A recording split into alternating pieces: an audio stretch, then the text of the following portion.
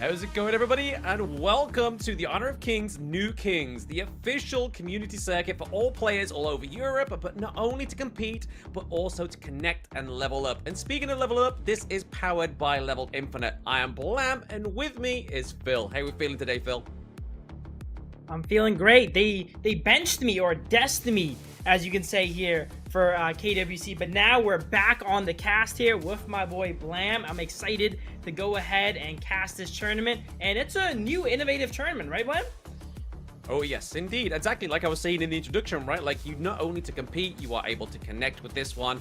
Obviously, this is going to be a tournament that runs from July to September. Plenty to get involved with, especially with special training as well. Obviously, people, you can be just 1v1s. You can be matched in the Discord as well, which is my next call, right? I mean, if you're not in the Honor of Kings EU Discord yet, make sure you are logging in and actually joining the server. So in the next coming months, you can maybe try and effectively get onto a scrim and effectively get onto a team as well. Yeah, there's also lots of giveaways going down as well too. And one of the most interesting things about this tournament that I've been told is you can be a solo player. Usually tournaments, you need to bring a whole squad of 5, but in this, as Blam mentioned, it's an opportunity for you to connect, right? If you're a strong solo player, you can come in and they'll connect you with another 4, and you guys can, you know, build some friendships, play some games, and maybe win some prizes too.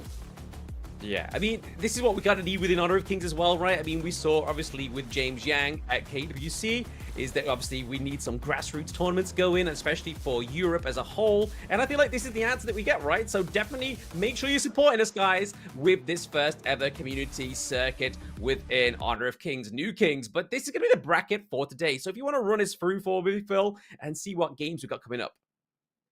Absolutely. We got 2 best of 3s here lined up today. First one up, we have LFO versus DFL here. That's going to be in the global pick ban format as well too, but it's best of 3, so not too many heroes are going to be removed from the pool. And then in the latter half of today, it is POF versus BFP. Yeah, these are going to be the 4 teams. They're going to be playing off, obviously, like Phil said, in a best-of-3 format. global ban pick for those new joining to the stream or actually familiar with Honor of Kings. This was something that was adopted within the KPL in 2018, and now since 2025 Honor of Kings Esports, we're adopting it all the way throughout. So not only the international competitions, but also the grassroots tournaments like this one. And I was saving this for a bit of a surprise here, but the team names here, all right? We got DFL, Delta Force Launcher. We have Power of Friendship, Battle for Peace. These are some great names, Blam. Great names. I mean, obviously, LFO looking for an all, guys. So definitely, if they are going to be performing with this one, maybe even get into the top final 8 of the Open Series. But this is the roadmap for the new Kings, right? I mean, July, we're here now. We have the scrims, which is where we can kind of match you with teams if you're not in them already. Trials is where you can come in and obviously earn some prizes as well. So it's not just getting to the Ascension and Supremacy where you are going to be getting those prizes. You can get it at every level of this roadmap. Yeah, that's the important thing about this tournament. You get a good amount of prizes and giveaways just for entering and participating. And, you know, you might find your calling here. You know, you join in as a solo player or you bring a friend and you guys can play different roles, learn the game, and then later go ahead and play in these tournaments. Yeah, exactly. We're going to be getting, obviously, teams from all across Europe that's going to be participating within this one. And obviously, we will get match number 1 under the way very soon. But like we was talking about there, like, it's not just getting to the Ascension and the Supremacy part where you can start to earn a little bit of prize pool. There's also, like, prizing for the second places as well within the trials and the scrims where you can earn tokens for your teammates along those lines as well. But I mean, even with this one, the top MVP does actually walk away with some freebies for themselves, right? They do obviously get a figurine. Obviously, that's going to be cool. A little bonus for these players within this tournament. Yeah, I'm curious what they get, you know? Like, that was very mysterious there. They get a, you know, a figurine. Maybe it's of the hero they perform really well on and such. I've been told that these, you know, Honor of Kings collectibles are very desirable and rare, you know? They're not easy to get a hold of. You only really get them in events. So I'm very excited. Maybe the MVP prize is just as good as some of the prizing we have here. Yeah, I mean, forget Labubu's, right? We all want those Honor of Kings figurines. They're definitely something that's hard to find and hard to get your hands on. I mean, I don't have a single one yet, and I've been casting this since Season 1 Invitational, so if I haven't got one, you got to do something special to get it, right? But speaking of special, obviously, with the Ascension bracket, the top team will obviously get $400, but also qualify to the top 8 of the Open Series, and then the second place will get $250 and also qualify for the top 8 of the Open Series, and then third and fourth will get $150 and $100 as well. So there's definitely something to go for all these 4 teams, right? They're not going to be walking away empty-handed out of this competition. Absolutely. No one's going to be walking away empty-handed. And on top of that, that's just for top 4. But just for participating, there's lots of giveaways going on. You know, you get 800 tokens for this. So there's lots of prizing. There's cash, there's collectibles, there's tokens to get your beautiful skins. This is a great event to go ahead and participate. And if you want to get into competitive, you know, and you don't know where to quite start, this is one of the best environments in my opinion.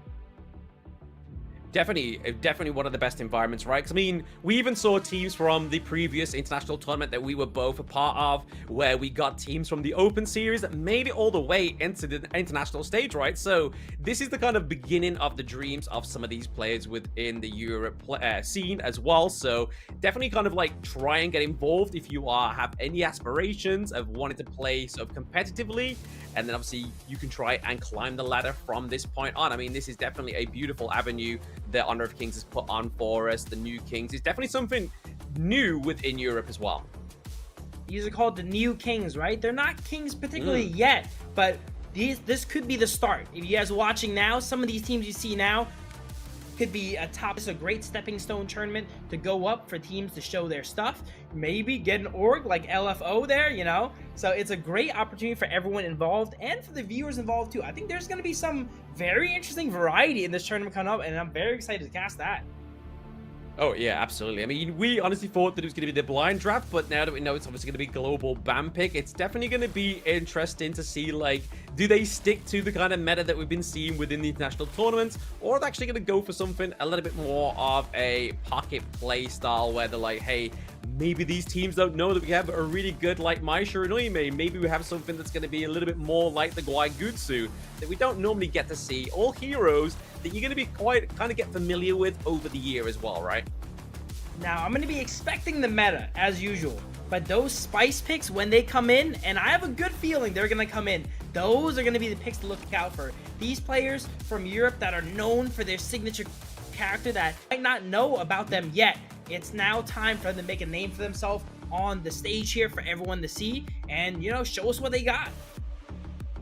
Exactly. I mean, this is what it's all about, right? This is the kind of tournament where you're going to be starting to show the potential of those players that can actually get onto the big stage. So these are going to be the teams that are going to be trying to do that. They're just waiting, obviously, until we get into the game number 1. But I mean, we got to kind of give bigs and props to everybody that's involved within this competition, getting this online for those obviously on the YouTube channel and all the streams obviously within Honor of Kings, because this is kind of like the hope, right? This is kind of being like, you may be a viewer now, but maybe in August, in September, you're going to be on the stream and we're going to be casting you.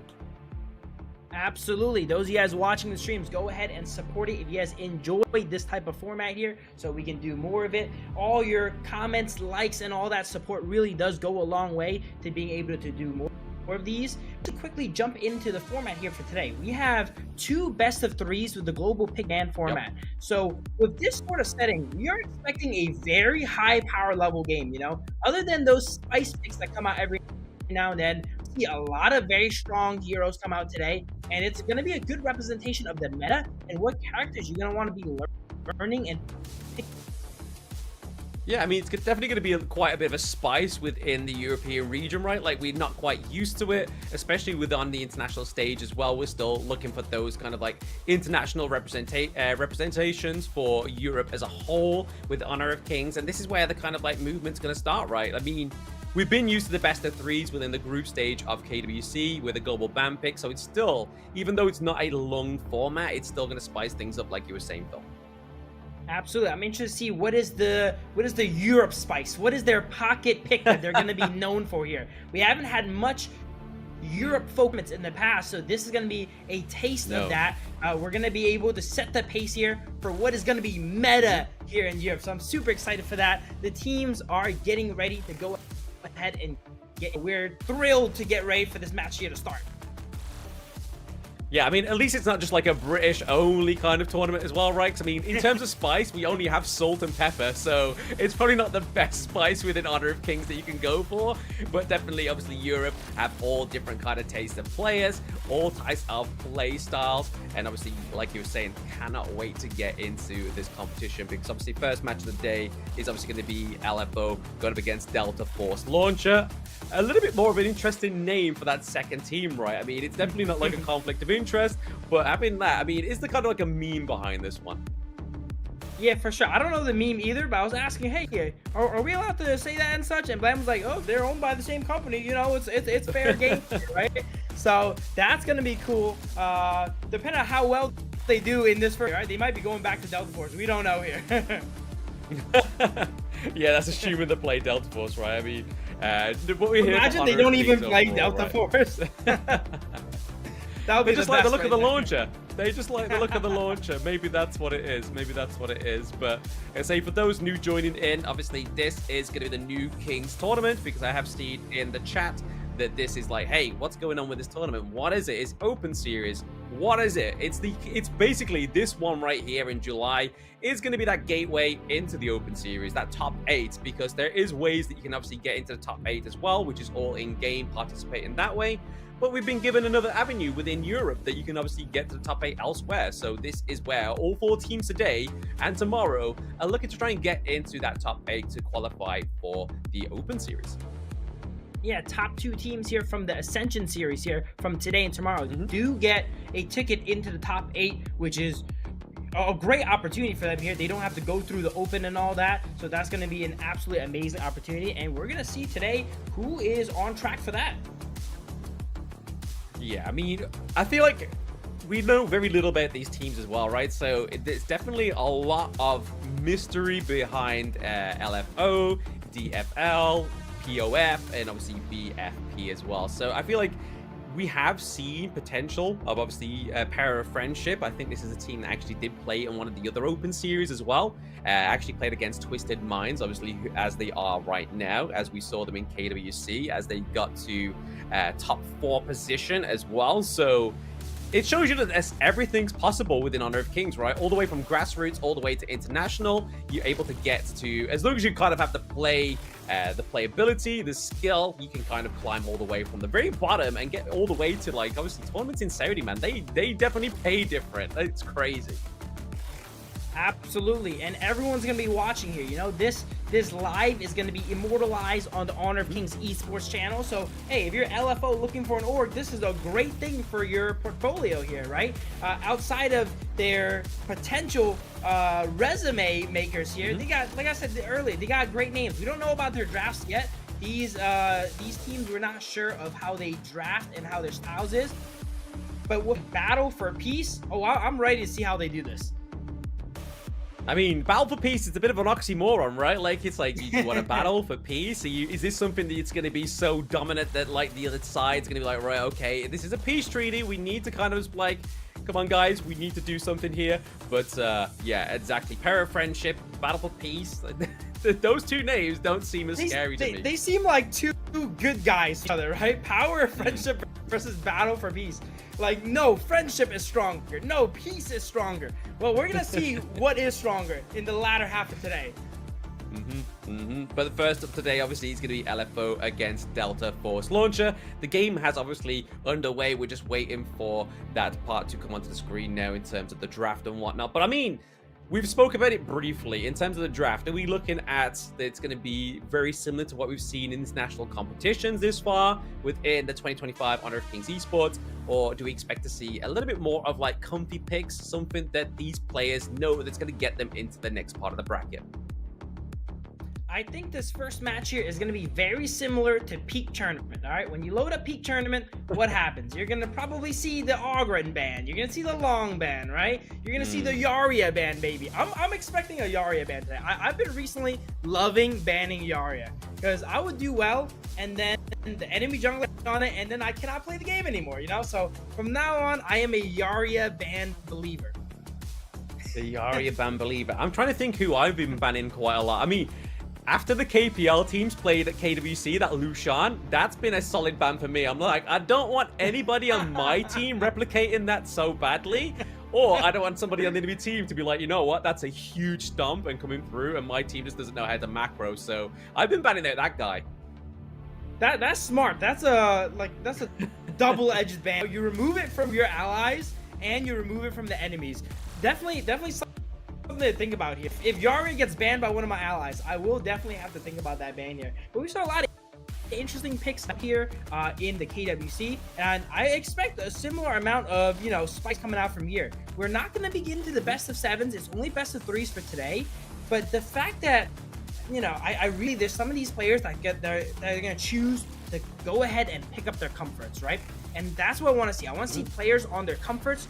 You know, for lack of a better term, I want to see some one tricks today, right? I want to see, like, Europe's best Zhang Yu, maybe, you know, one of my favorites, right? Like, Europe's best Me Yu. I would love to see some stuff out here instead of the standard meta picks, but we're probably going to see the meta picks, right? Everyone, while it's a fun tournament, they're here to win as well.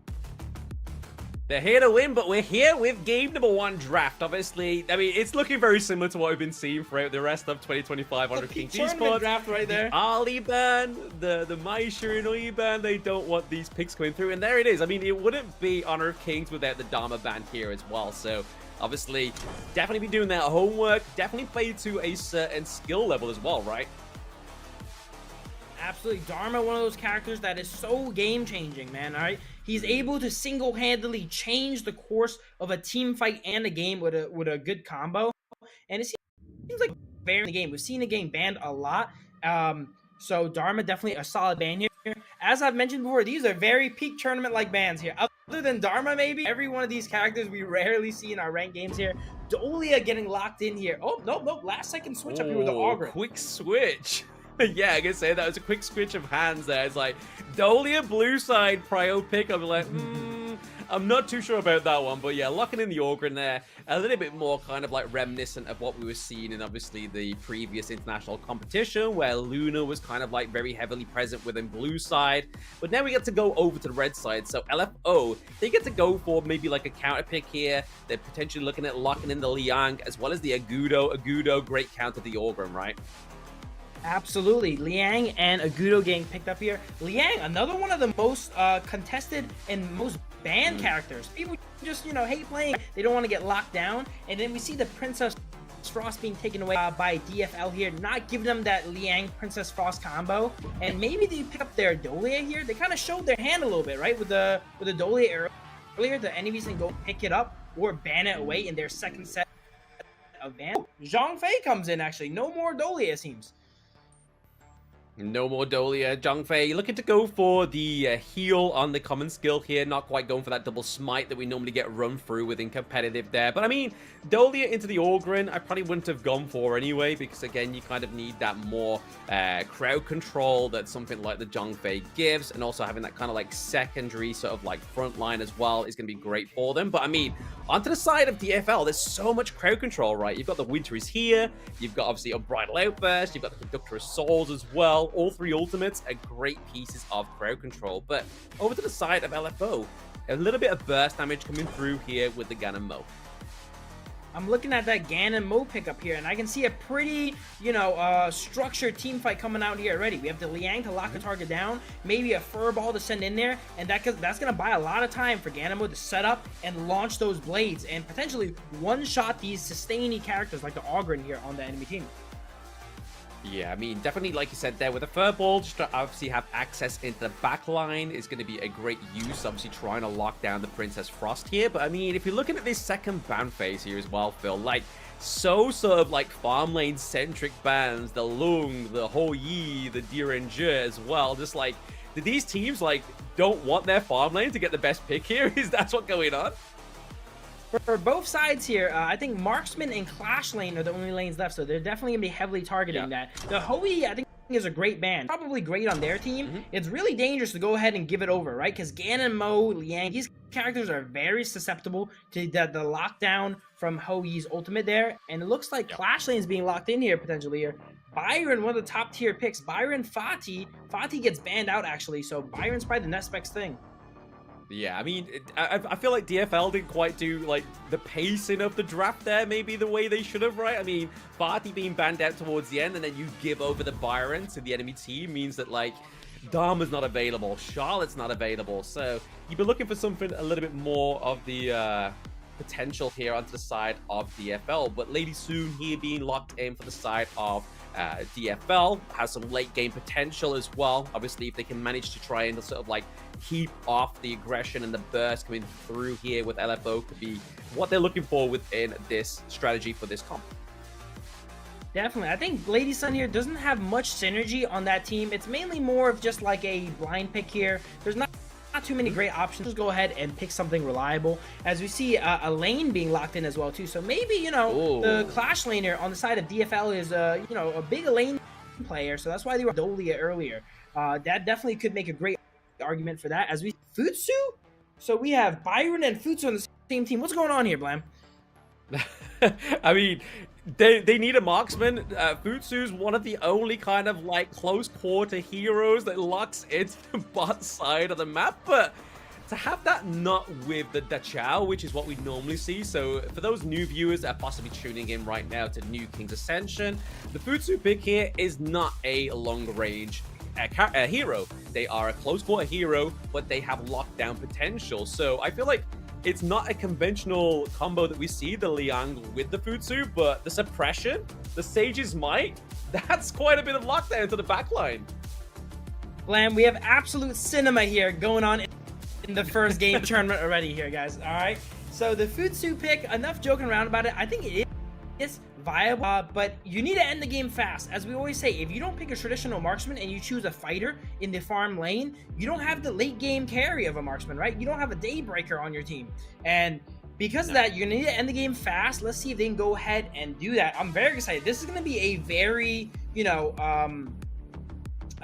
rotation based game, I think, here. Head and get ahead early and secure secure enough advantage before they start falling off. Yeah, I mean, it's like you said there, Phil. Like, honestly, the draft over to red side, there's not a lot of late game potential here, right? But we're going to get into game number 1. This is the first ever new Kings Ascension game between DFL and LFO. They are looking to vie for that top spot to get into those open series top 8. I am Blam, and with me is Phil, and we're going to be giving you the narrative and the breakdown of these playstyles between these two teams. Ganemo almost getting broken down already here. 1 minute into the game, gets pushed out here. And can I quickly mention before the action comes on, we have Hello Kitty minions and the Jurassic Park map right here. Yeah, a lot of collabs. I mean, that's one of the great things with Honor of Kings as well, right? Is the collab potential that this game has had. But like you were saying, a lot of focus down into the mid lane onto onto White. The Ganemo is probably going to be the biggest kind of like damage potential here, right, for the side of LFO. So DFL just doing their homework, looking to put pressure into that mid lane. But those forged daggers are going to come through, but it's going to be the purple as well as the projectiles here from Agudo. Oh, okay, a little bit more back access into the back line. Not going to be able to take out the Zhongfei, however. Ganemo coming back for revenge here. You pushed me out level 1, but I'm going to kill you at level 2. Ganemo's success is very important to LFO's lineup here. They don't have much range damage. Basically, it's all Ganemo. So if Ganemo falls behind, they're going to have absolutely no way of shredding the front line of DFL. Yeah, I mean, are they going to have this advantage for, like, the majority of the game, right? Because, I mean, if we look at DFL's draft, they have the Elaine, right? I mean, the Death on Sunset. That's going to be a huge access here for DFL into the backline of LFO. So I feel like they've got to try and have this early game dominance, or else they're not going to have that lead in the mid game, right? Absolutely. With a single, you got to try your best to protect that carry. They do have one of the best protectors in Liang, being able to grab up the lane when he dives. But if that Ganemo goes down, they lose basically all of their range damage. Agudo has a little bit there, Liang has a little bit there, but like I mentioned before, it's not going to be enough to cut through the Zhongfei, the Ogren later on. It's going to be really hard for them. Very difficult, right? I mean, you're going to be needing some kind of like anti-tank items come through there for obviously White on the side of LFO. Maybe go for the Void Staff a little bit earlier within the itemization there being the anti-tank item for mages. But right now, DFL are just kind of trying to bridge that gap with the gold lead. I mean, they're behind by around about 700 gold, which is kind of like the day or night here. But that is going to be a suppression and Ganemo combo come through once again. Wu Yan and obviously White there. Nice combo. Now, that is the combo we're talking about here. The suppression coming out from Liang into the Ganemo combo here. Every time I play Ganemo, I need that on my team, right? To hold them down so that I can land my blades. Because other than that, it's really hard, actually, to land all your blades on Ganemo, at least for me. I think for anybody, right? I mean, it's definitely one of the harder heroes to kind of land those trick shots, and that's the whole thing about his kit, is like, they need to land those blades. If you don't land those blades, you're basically just like a chocolate fire guard. You're going to get melted down if you're not able to kind of aim them or kind of just get that backline, which we've already seen that White's able to do very convincingly here. As he used the ultimate there, the freshly forged daggers. Didn't quite hit Princess Frost onto DFL, but still did a lot of damage. LFO's game plan definitely revolves around the Ganemo, and it seems like it's working out so far. They're up about 1,000 gold. The Ganemo has a good amount of gold on them here, on share the game here now. They have multiple ways of locking down their enemies for the Ganemo. A little bit of a 1v1 in the clash lane here, but as we know, they just got a lot of fighting going on, not much kills. And then there is the Tyrant. That's the utility of an Agudo, right? Just such fast wave clear. The neutral objectives go down literally within a heartbeat. But for the side, obviously, LFO, they definitely have a more kind of early to mid-game kind of comp going right now. So they need to put the pressure on, but you don't really see any kind of damage coming through onto the turrets. If anything, Lady Soon on the side of DFL has not been checked, has not kind of been contested yet, which is a problem for the side of LFO if they drop that side lane. She's been quietly scaling up. No kills inside DFL yet. But once they come down... Oh, speaking of coming down, we have a lane coming down right on top of the Ganemo here. Suppression! I mean, that was nicely timed there for the side of LFO. It kept alive White there. It was enough to be like, hey, okay, suppression come through. Let's lock down the lane. Let's make sure that our carry gets out alive. I mean, top side of the map, potential T1s being traded into these side lanes for both of these teams. It's definitely not where DFL really want to be right there. Definitely having a better early game. Ganimo there, we saw landing a combo on the Princess Foss, trading skills there. Ganimo being dropped to 1 HP, forced to retreat. As you see, the towers are going down really quickly from a Gudo here. Some of those jungle creatures taking down the tier 2 to about 30% already, 5 minutes in the game. Yeah, that CC came through nicely there from the side of DFL. It's going to be enough to keep the side of LFO's Byron in place. Not just quite yet. It did exhaust the flash, however, so they know that potentially if they can try and get a bit of a lockdown to that top side of the map, it's going to be a bit easier to try and lock down that Byron. But LFO's not leave it up, right? They are just putting the pressure on the opposite side of the map, and this is where it's going to start to spell trouble for DFL. I would say that was a bit of an overcommitment for DFL there. They sent members into the top lane there, and because of that, Futsu is able to easily clean up a tower and get a good amount of farm for himself there, and that should have really helped him catch up. You get behind the Lady Sun there. He's actually higher level now too, but so that just goes to show if you overcommit into lane, you really need to get value from it, right? If the enemy team is able to back up, speak for commitment. Here we go. Oh, potential overcommit here for the side of LFO. That is going to be the ultimate from a lane being committed. So Liang does get taken down there. This is going to be the first kill for the side of DFL going over to the Lady Sun, where you really want to be pulling in those resources. But I feel like I'm having a bit of a fever dream here, right? Obviously, within the UK, we don't have the Jurassic Park collab. So seeing those pterodactyls, seeing those T-Rexes, like, it's kind of like, what's going on here? Blam, this might be the only video game where we see dinosaurs fight Hello Kitty minions, alright? This is one of the best collabs in the century clashing here. But speaking of collabs, I mean, it's not any kind of collab if Futsu does not pick up that Spark Forge dagger, right? I mean, we were saying in the draft that he doesn't really have that kind of long range going for him, but now he's picked up that Spark Forge dagger within his utility. Obviously, those kind of zaps from that skill's passive means that he's going to be able to kind of get a little bit more of a poke damage onto the enemy team now. And obviously, the attack speed element of that item is going to be pretty good and going to implement it within Futsu's kit. DFL is kind of the Futsu unchecked here. You see, he's oftentimes alone in lane. He's able to push. It looks like he might be getting caught here now, though. He's on the run. Santa Futsu's on the run here as they go ahead and invade the blue side. Can he get out? Wow, he gets out too. Yeah, I feel like the only reason he got out of there is because Orgren obviously fell down pretty early. He was kind of situated in trying to sort of catch Futsu as he come into the enemy jungle. But it's kind of like, no, we'll take down the Orgren. We'll make sure we make an example out of him. And again, LFO with only 3 kills on the board, but such great dominance in this game #1 so far. Absolutely. Only up 2 kills, but they're able to go into enemy jungle and eat up all that farm while they're here. Fights coming down here. Yeah, speaking of eating up, that unbridled outburst definitely wasn't eaten up there by the side of LFO, right? That completely whiffed there by DFL. They got to make sure that they're hitting at least 2 onto the enemy team so they can actually make it impactful, right? I see why you like a Gudo now, Glam. That was done so quickly there, like a 3-second Tyrant from a Gudo spawning all those jungle minions and all that too.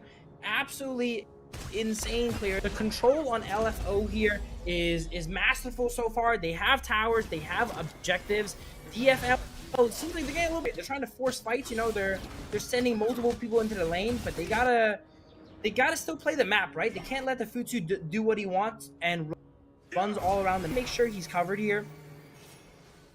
Yeah, they gotta make like sure you said they're there, securing the jungle obviously. all top. Yeah, DFL, they got to make sure they're playing the macro, right? Playing the map and just getting those lanes pushed, but right, again, Orgren just trying to use the Conductor's Soul to stay alive, but it's just going to be melted down here by the side of LFO. LFO now actually has that 4K gold lead, right? So, I mean, in terms of itemization onto white, onto you on the Futsu as well, is definitely going to be the difference maker between these team fights between these 2 teams. This is the absolute pace that LFO needs here. They're ending the game early. They're projected to end the game in the next few minutes here. DFL, if they want their scaling composition to make it, they need to go ahead and hold on and get some farm and stall the game out. And here we're seeing high grounds being pushed. That's the kind of unbridled outburst we wanted to see, right? Like, that catched the entire of the enemy team, but because they're kind of playing on the back foot here, DFL, they weren't able to kind of just go in, try and commit with that one, because Really, the damage coming through here is going to be obviously from Lady Soon, getting into that kind of like late game territory now. Obviously, 10-minute mark, we get the Shadow Tyrant and Shadow Overlord onto the Gorge here right now. But still, because of that early game dominance from LFO, they're sort of snowballing and kind of just having the lead here. A lot of ultimates being put down here. Winter is obviously trying to zone out the side of LFO, but into the back line is going to be that Futsu, just trying to make sure they can make ends meet out of that Princess Frost, and there it is, those freshly forged daggers coming through here. 4 down on the side of DFL here. I don't know if they can end it off this. They might be able to. Princess Frost is still up. She is maybe able to hold it. But did we just see Futsu jump into a 1v4 and not only survive, but thrive there? The Futsu pick is really working out. Oh, amazingly, right? Like, but that's what we were saying, right? Access into the backline is pretty huge here for the side of LFO. And it's not going to be stopping here as well. Obviously, freshly forged daggers being pushed into the back of the enemies, and that is going to be game number 1. Going over to LFO. So very dominant early game. As their draft dictated, they needed that, right? Especially with the likes of the Agudo pickup, as well as obviously they needed to protect Ganemo all that match, and they did very well.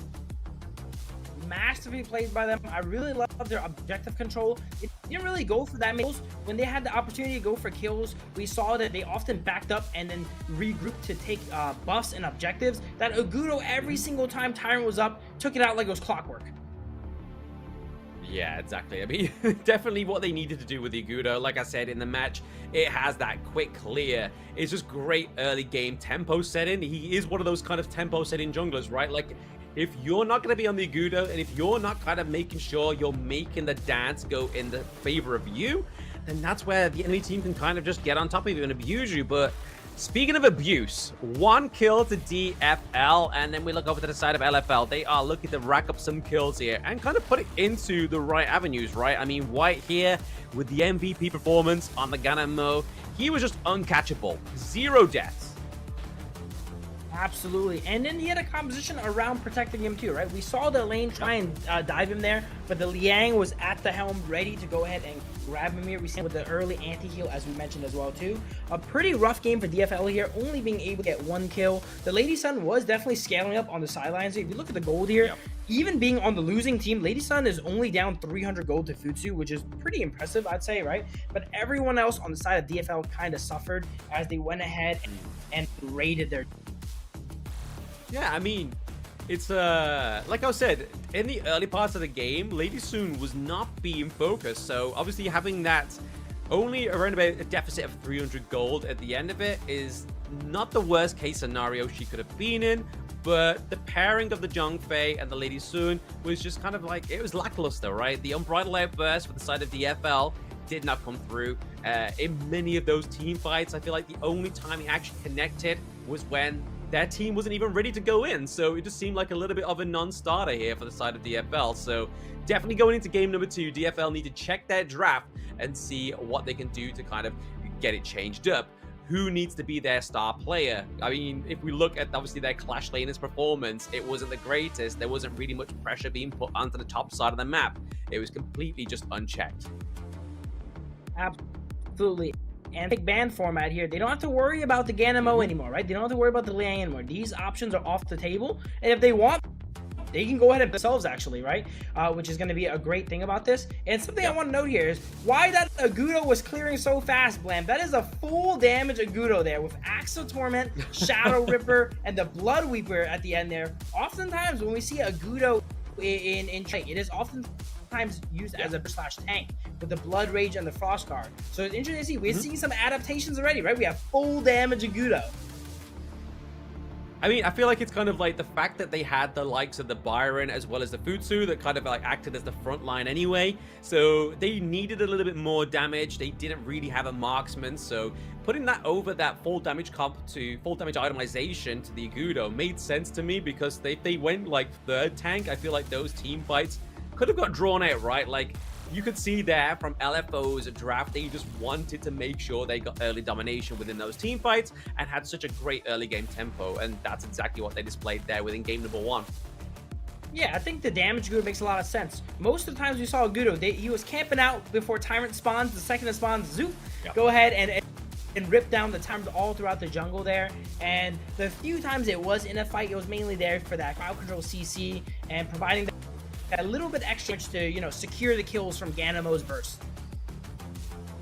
Yeah, I mean, they needed that, right? Like, obviously, throwing the furball gets the lockdown. They had the lockdown of the Liang suppression as well. Obviously, he has CC within his kit also, which just means that the setup, like you said there, Phil, for obviously Ganamo is going to be a lot more effective for the side of LFO. But this is Global BP. They can't go through and lock in the Ganamo for a second game in a row. They've got to try and make sure that their team is not just a one carry centric team. They gotta maybe try and switch focus. Maybe it'll go down to the bot side of the map there. Maybe we'll actually start to see a real farm lane hero come through for the side of LFO. Absolutely. Going into game 2 here, one weakness I see in DFL's play is they're kind of weak to split pushing, right? Maybe game 2 they can draft around that. Draft a stronger clash laner that can go ahead and split push and not let the Futsu run amok in the side lanes here at locations all around here. And then similarly, you know, LFO can go ahead and try to exploit that weakness with another strong split pushing pick of their own to see if they can catch them off guard again. This is best of 3s, you know. You could pull out the same trick twice and it'll probably work. It may work, right? But I mean, if you look at the draft, obviously, of game number 1, Delta Force was obviously on the blue side. They were obviously able to lock in a Prio blue pick, but also an expensive pick overall when it comes to that global BP, right? That Orgrim pick didn't quite have that pace in that they needed to, right? Like Orgrim within that game number 1, there was no kind of pressure into the lanes there. His itemization wasn't quite on time, that he needed to kind of have that sustainability. It's just the enemy team kind of outscaled him in terms of sustainability, in terms of their damage. So it felt like the Orgrim Prio blue pick for Delta Force in game number 1 just didn't really kind of have the shine that it needed to. But going into game number 2, blue side is actually going to be LFO, so let's see if LFO can actually make some more of a consecutive decision on what that Prio blue pick is going to be, right? Is it going to be the Loom that got banned in game number 1? Is it going to be the Mai Shiranui? There's a lot on the cards here for LFO. Speaking of pacing, the master of setting the pace, from, if I'm correct, it wasn't picked or banned last game.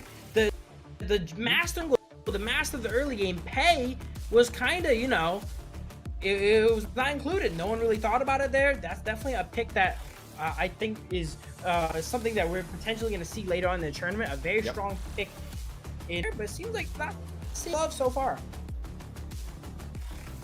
So far, I mean, so far so good for the side of LFO, right? They definitely sort of dominated that first game. They are up 1 point onto the board. With it being a best of 3 as well, guys, those new tuning in, this means that it can just be, this might be match point here for LFO, right? They may actually have this series locked down, but we're waiting for obviously game number 2 to get through, the draft to come through very soon as well. And right now, Phil, Delta Force, what do they need to do to try and perfect this game number 2 to go in their favor? As I mentioned, that split push weakness, right? I think a great idea is picking up the Liang from LFO if they don't go ahead and ban it, because that's a great character to just streamline your game plan. You know, you pick Liang, you ultimate someone down, everyone knows, kill that guy, and then if LFO picks another prominent split pusher here, you can go ahead and send the Liang to lock them down, make sure they can't run away like that Futsu to the map there, and I think that would be a good option for them to go ahead and have the highest chance of success. So basically what you're trying to say here is they need a lot of pressure into that early part of the game, right? They need to make sure that they're not allowing their side lanes to go scot-free. They need to put some pressure into the side lanes. I mean, we did see the trade very early on between these two teams, right? That T1, the top side, bot side, it was taken out. It seemed hopeful for DFL, but it's game number 2 now. It needs to be more than hopeful here for DFL if they want to make it through into the next part of this competition. And this is where it all starts to happen, right? In the BP. And we're still getting those predominant bans here, the Mai Shiranui and the Ali. These are the peak tournament bans. We do not want to see these characters picked. They're too jarring, right?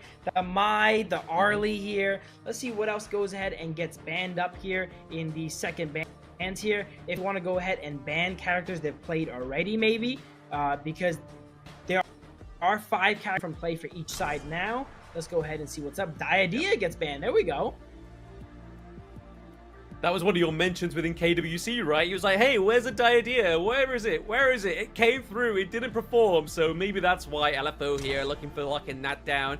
Maybe it's also for the fact they might try and go for like a high frame hero into the jungle. Maybe try and go for an assassin. But that Prior Blue means that Lung is going to be taken here for LFO. A great pick down to the farm lane. Lamb called it there. The second long is up. First pick, cool. Lock it in. One of the most consistent farm lane picks here. As you see, DFL is going to try and respond with the Consort U, it looks like here, potentially. And the Yi Jing gets locked in. Marksman is still debating right now. Maybe the channel comes in here. Could be a decent combo with the Yi Jing and the channel, right? You can go ahead and board them up and then send your wolves into the pit to attack the enemies there. Yeah, I mean, potentially a good pick for the side of DFL. They need to make sure they create the distance between, obviously, Lung and the Chano, because Chano in the early game, he's very squishy, right? Like, if he gets hit by those flaming palms, it's pretty much night-night for him. But at the same time, if you're able to use those Spirit Wolves to your utility here, that damage over time onto Lung could be quite a bit of pressure that you don't really want to be seeing happen, and it can kind of just catch you by surprise sometimes, but it looks like LFO like, you know what, let's draft against that. Let's go for some sustainability. Let's go for a little bit of healing. Locking in that Hue-1, which was one of the biggest picks in the previous international tournament as well, right? It was actually the most picked. You know, it's not something you would expect, right? Yuan, but Yuan being such a flexible character, it can play support, it can play mid. If you really wanted to, it can play jungle and clash as well too. But it is one of the most picks with a pretty solid win rate. It just kind of does everything you want. It's kind of like an unsung hero, kind of.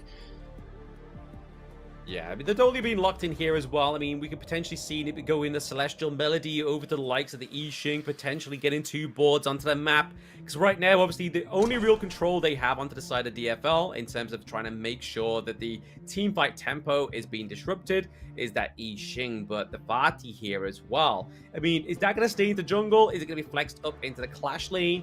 We obviously only time will tell, but that's been, again, another prominent pick for Honor of Kings Esports within the previous and most recent tournaments as well.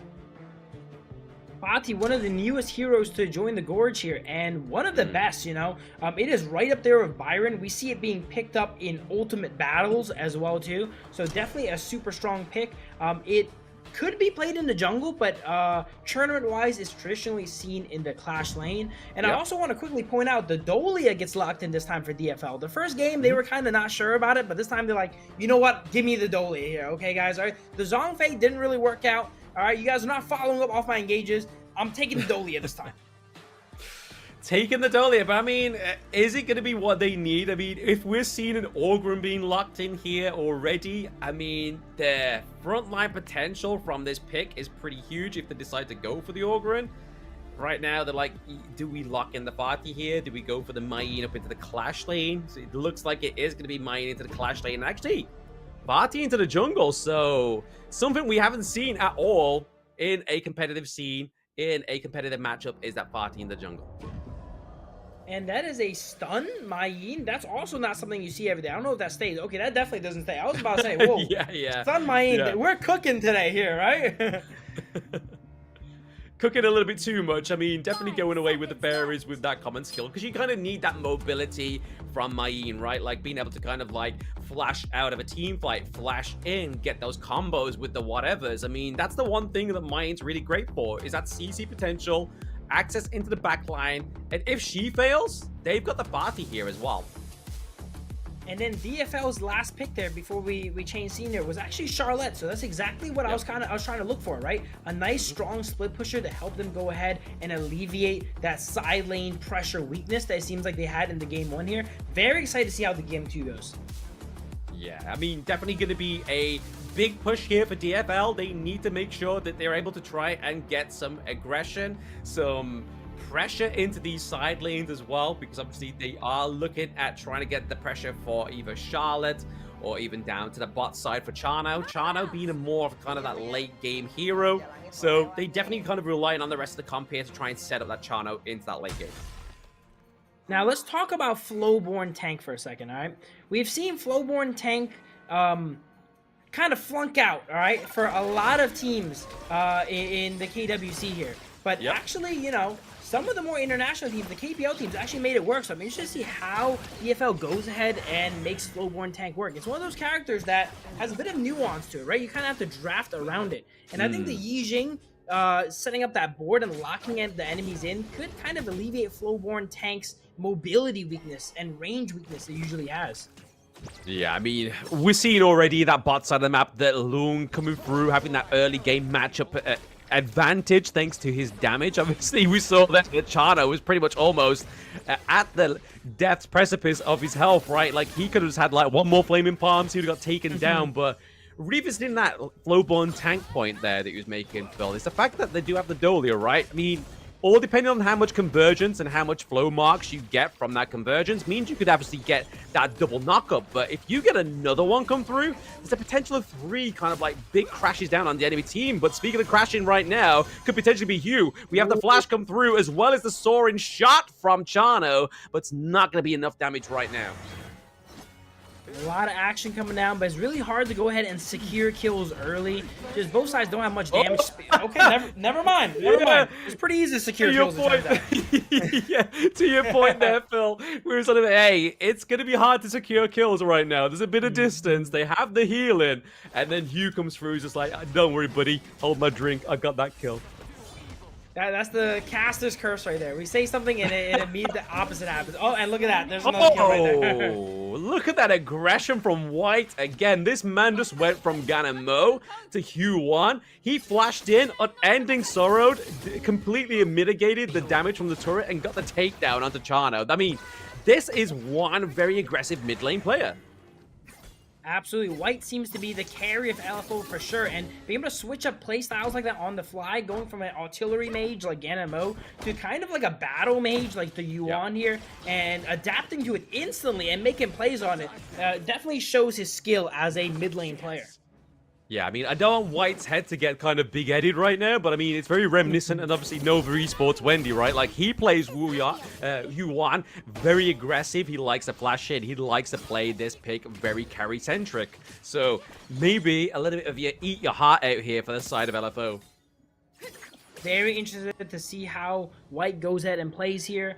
You want one of those picks that can provide healing as well as the damage. And when you play it in the mid lane, you end up getting a lot of magical power. So you have huge heals here in the mid to late game. And with a composition with 3 melees, with Fatih, the Mei Yin, and the Zhongfei, it could end up transitioning to more of a supportive role in the late game, where it's just kind of like a mobile fountain.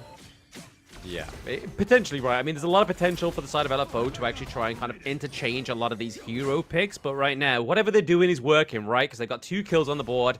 They're ahead by about 1.2k gold, which is already kind of like a defining difference within game number 1 and game number 2. The early game pressure in terms of resources is definitely different here for the side of LFO. Yeah, the pace of this game, I think, is pretty similar to Game 1 here. LFO goes in and takes an early lead. Now, it's going to be up to DFL to not let it end like Game 1 here and close up and shore up that gold lead and see if they can go ahead and make some of these wombo combo plays, right? They have the Yijing, they have the Zhongfei. They're looking for that team fight. Yeah, speaking of wombo combo, we do obviously get the Axie Torment being built there for you on the Lung, but oh my goodness, the flash being extended there, but Mayin gets a catch, gets the lockdown onto Yijing. Can they get a little bit more here? We are seeing 7 Udo is trying to get the lockdown, the payback for their clash lane and their mid lane, so that's currently a 2-1 trade overall for LFO, and they get the neutral objective as well. This is not where you want to be if you're DFL, right?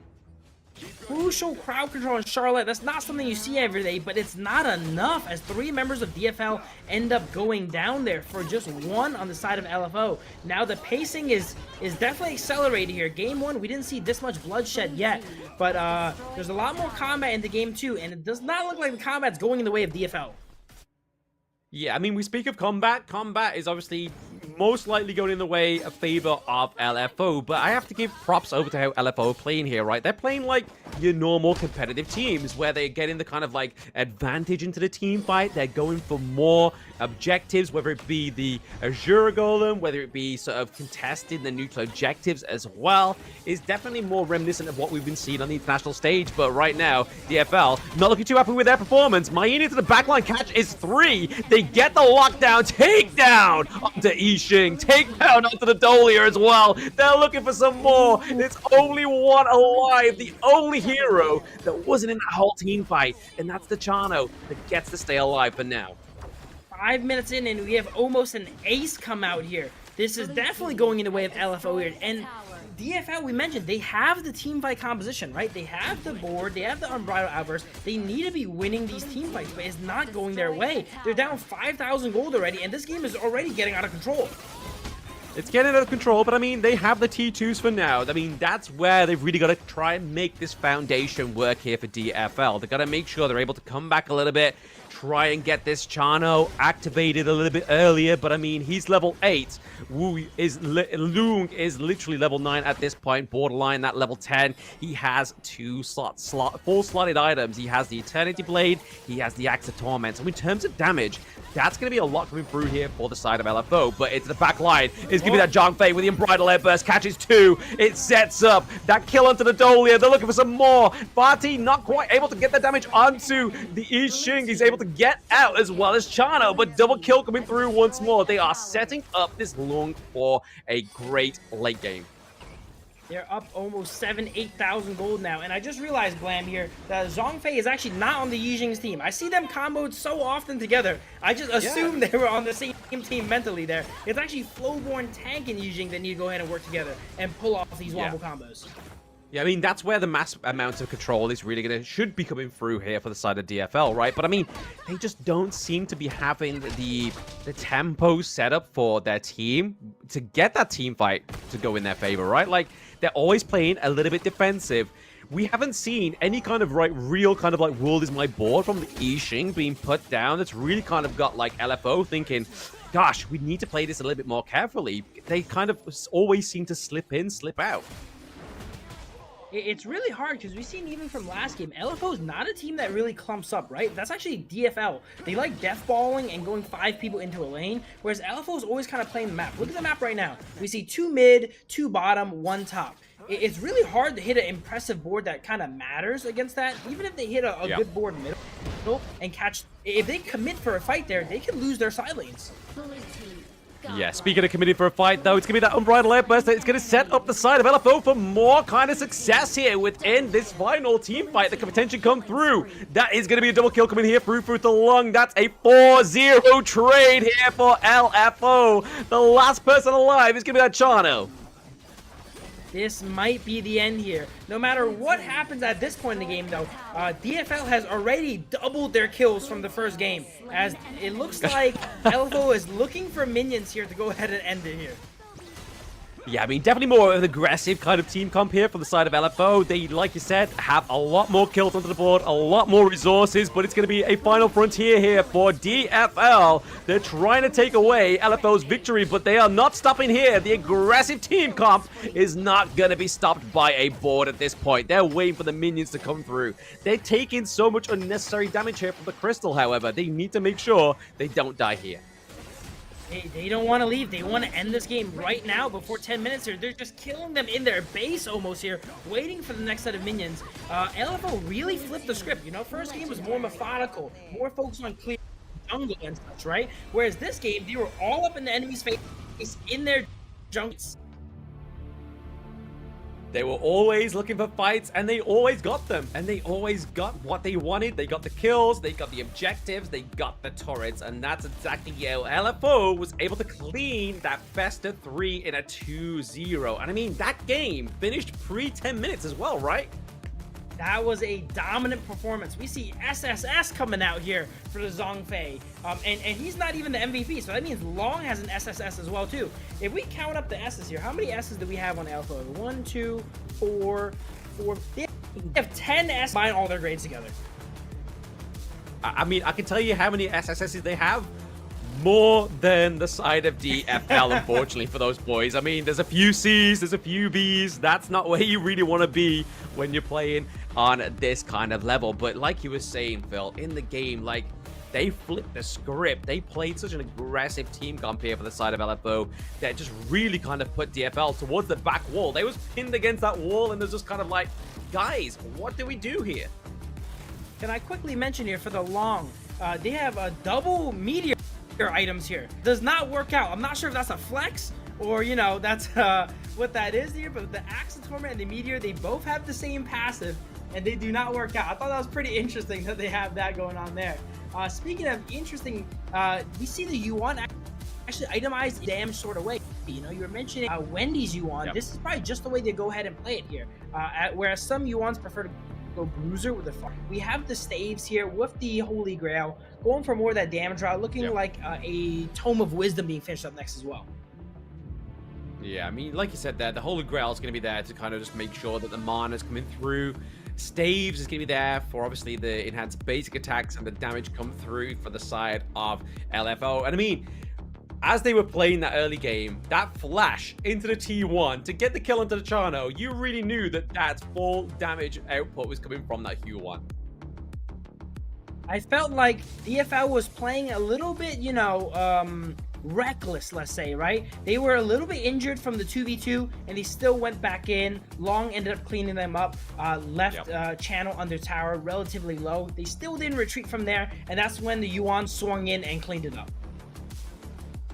There we go. I mean, definitely going to be LFO taking the dominant 2-0, as we're going to be seeing here on the updated bracket. So, such a quick game. I mean, overall, I feel like the game lasted maybe about 30 minutes total. The series lasted 30 minutes total for this first one. So, really, it's now up to the power of friendship, the battle for peace, to give us that full best of 3, right? That's definitely where we're going to be looking in this next matchup to see who actually ascends in the Ascension bracket.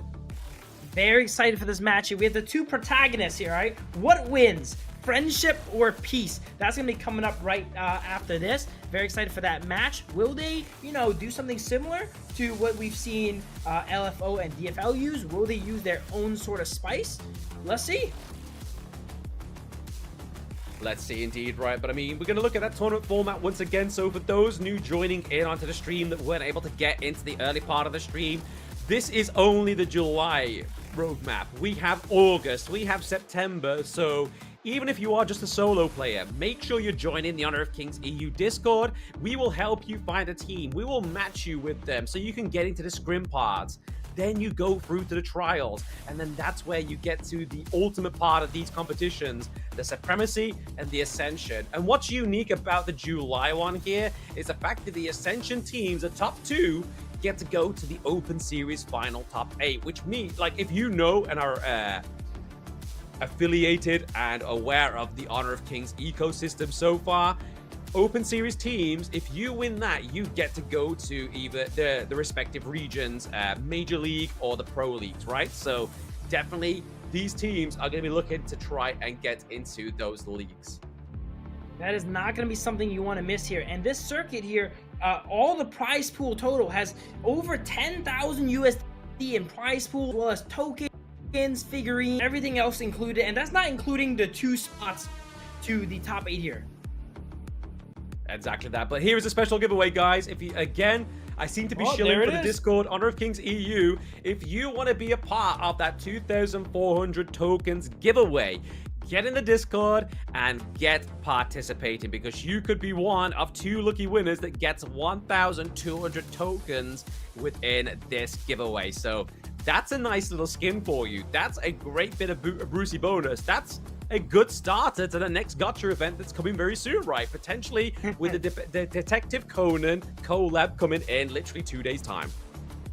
Oh, for sure. Very excited for that. I've never met someone that told me they had too many tokens. So make sure to join up on the Discord. Get ready for these giveaways, all right? On top of just joining Discord, as we mentioned before, you can go ahead and join the new, right? As a solo player, or you can bring a friend, or you have a team. And just for joining, there's a lot of rewards and gifts being given out just for participating.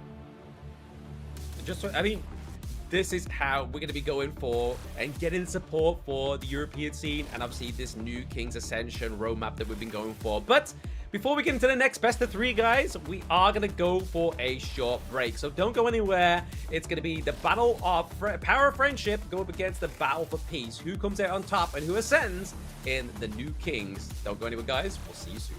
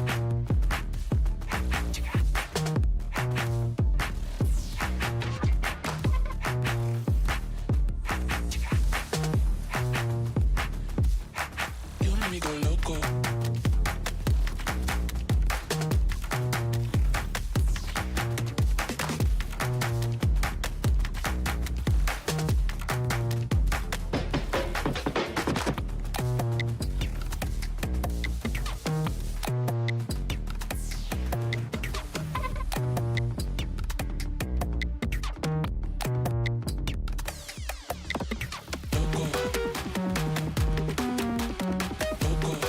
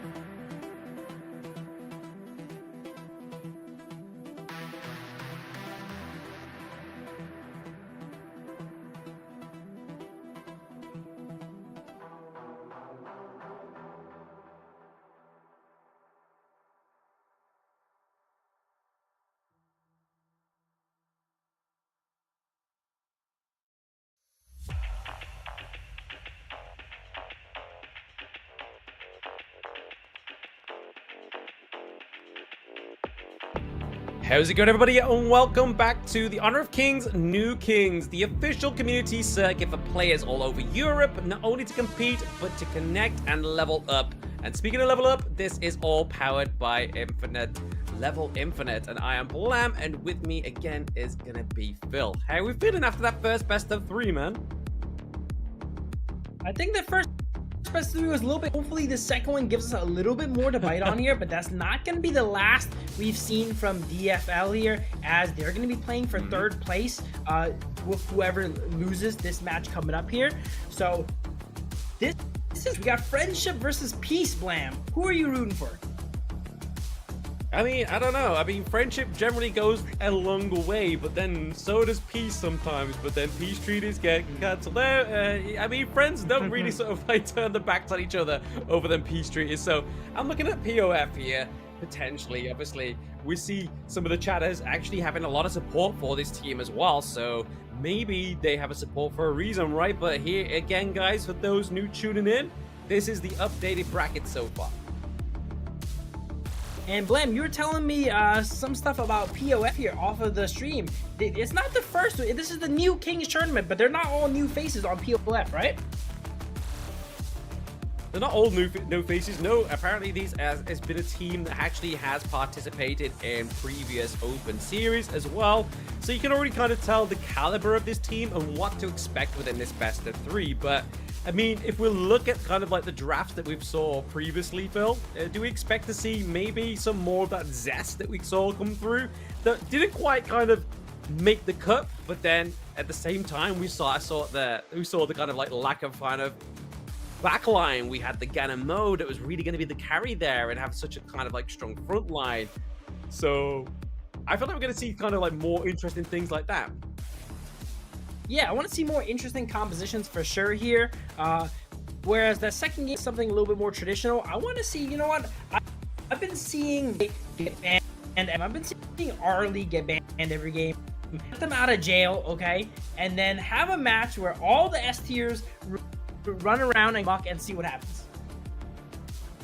Yeah, see what happens maybe potentially here for both of these teams. But like we were saying before we went on to our break, like, this is only the beginning of New Kings. We have the August run. We have the September run as well.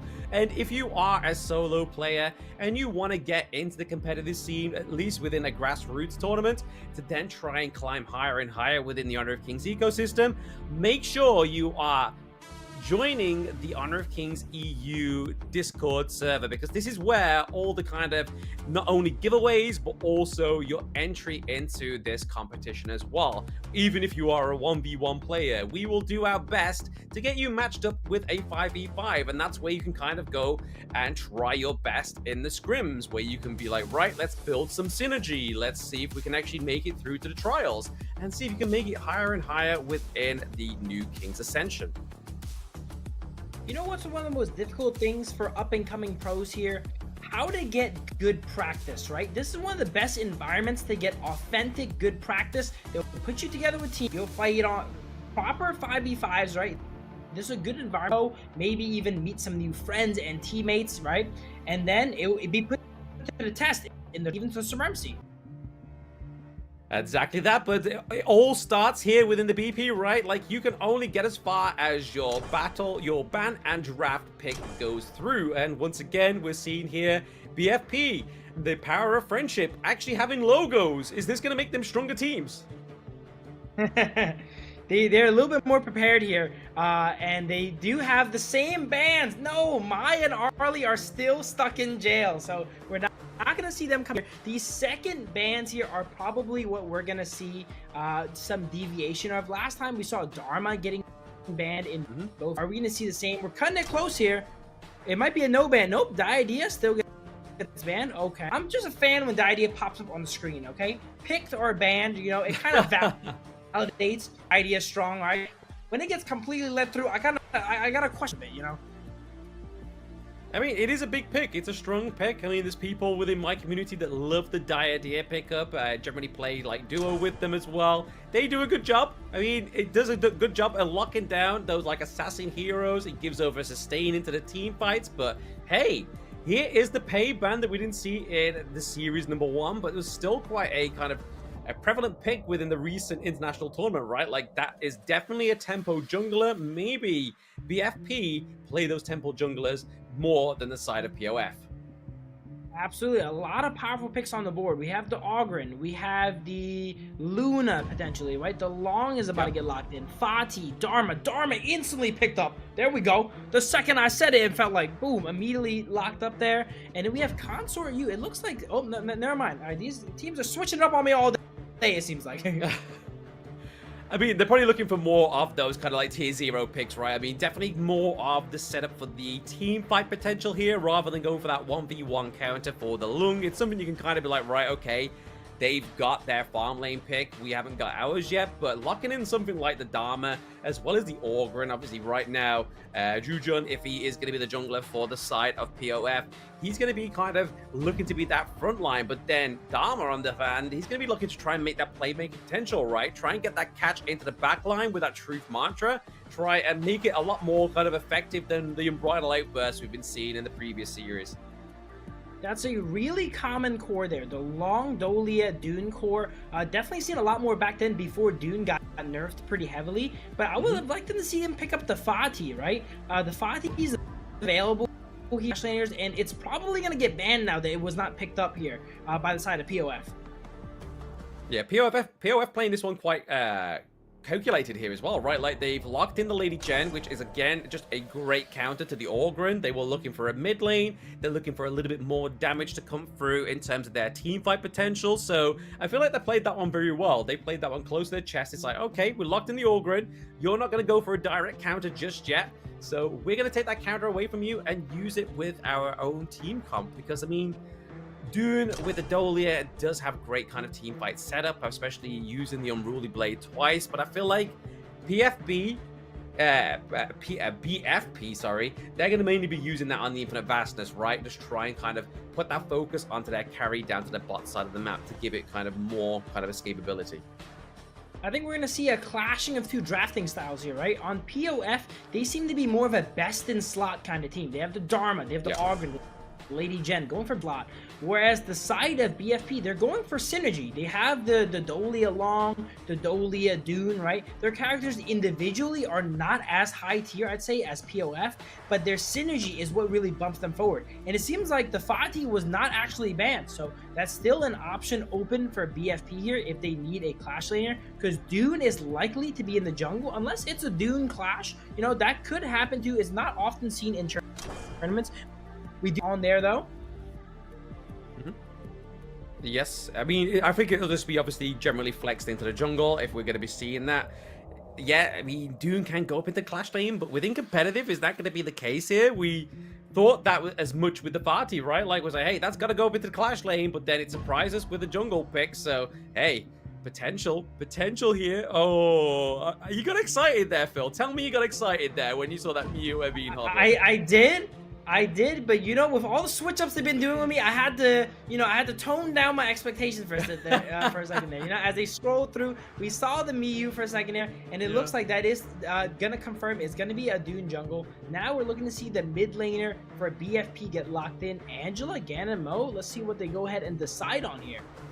I feel like the Ganon Mo would make sense, especially pairing it with the Dolia again. It's something we do see within like the international competitions. It's actually one of the combos that teams like Twisted Minds love to play, like giving over the Ganon Mo to a player like Hylang, and then you get obviously the refresh as well, so you can just do way more burst damage into the backline.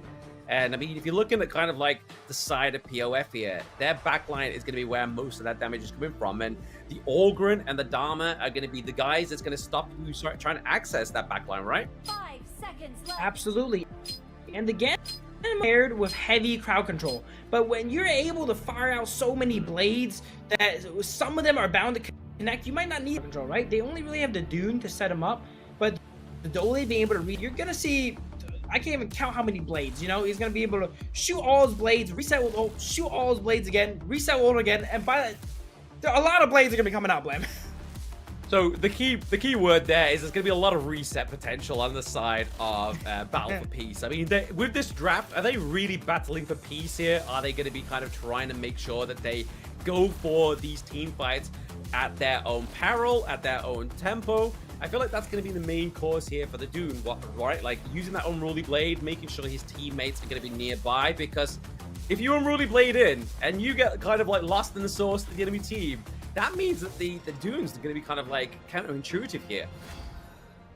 Lamb has been watching some of my ranked games recently where I played Dune, it seems like. But yeah, hopefully he does not go ahead and do that and make the mistakes I do. As we get into the match here, we see the Charlotte in the Clash lane versus the Dharma. This lane is traditionally Charlotte side to here. Dharma really gets that advantage mid to late game and go ahead and set up combos for their team. So it's interesting to see how the Charlotte goes ahead and presses that lead and advantage. As we see the farm lane start middle here, and look at this rotation we see here coming out from the side of POF. They're invading the red buff off the start, and a lot of actions going down already.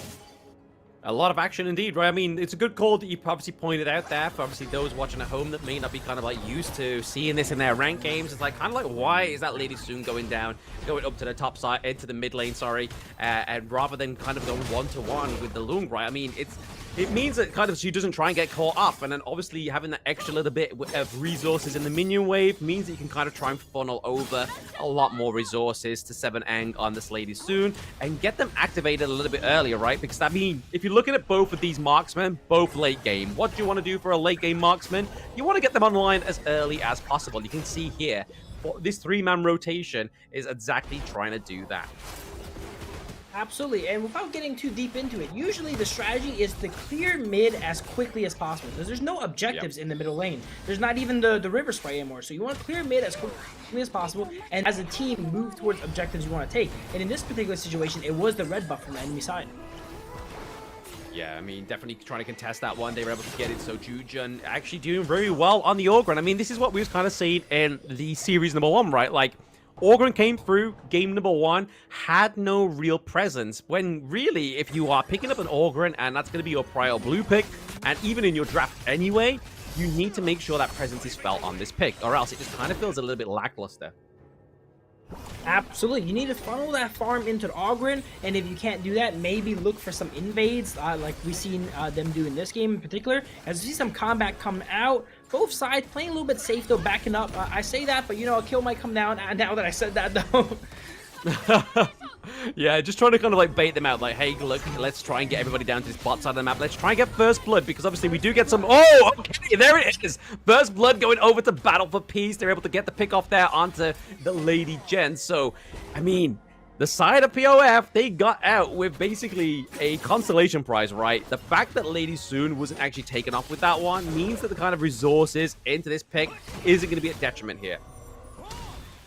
Lady Sun living by just a hair there. The second we say they back off, immediately Charlotte jumps in here, uses the teleport, comes down, and gets a pretty solid combo. Knocked into the wall. Ooh, the execute coming through there for the side of a power of friendship. Really showing the power of friendship there. There's like, hey, you can't be first blood in my friends, because I'm just going to come around and take a kill from you. Charlotte overstepping a little bit there. It looks like they were trying to steal the boars from my understanding, and then they got caught out.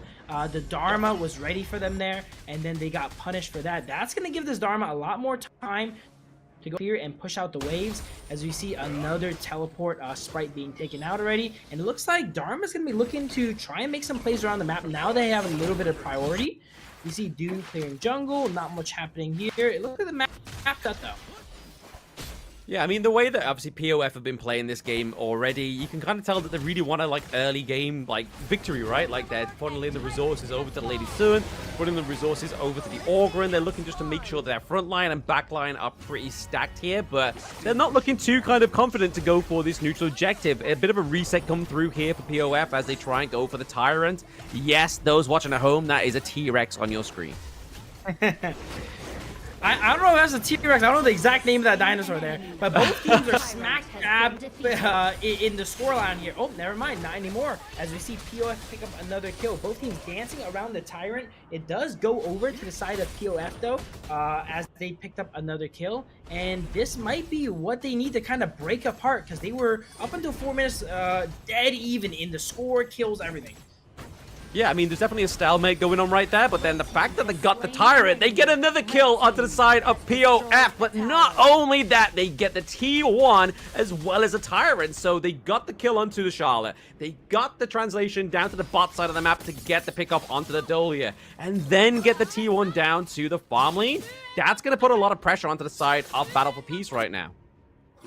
Here we go, POF starting to walk away with here. As I always mention, kills don't matter. It's what you get with the kill that matter, right? They got a pick, and then that transitioned it into a Tyrant. They got another pick, transitioned into a Tower. That's where the real money's at, you know? Kills only give you about 200 gold, but when you can get these objectives, these jungle monsters, these towers, that's how you build that gold lead. And we see POF here up over 1,000 gold now.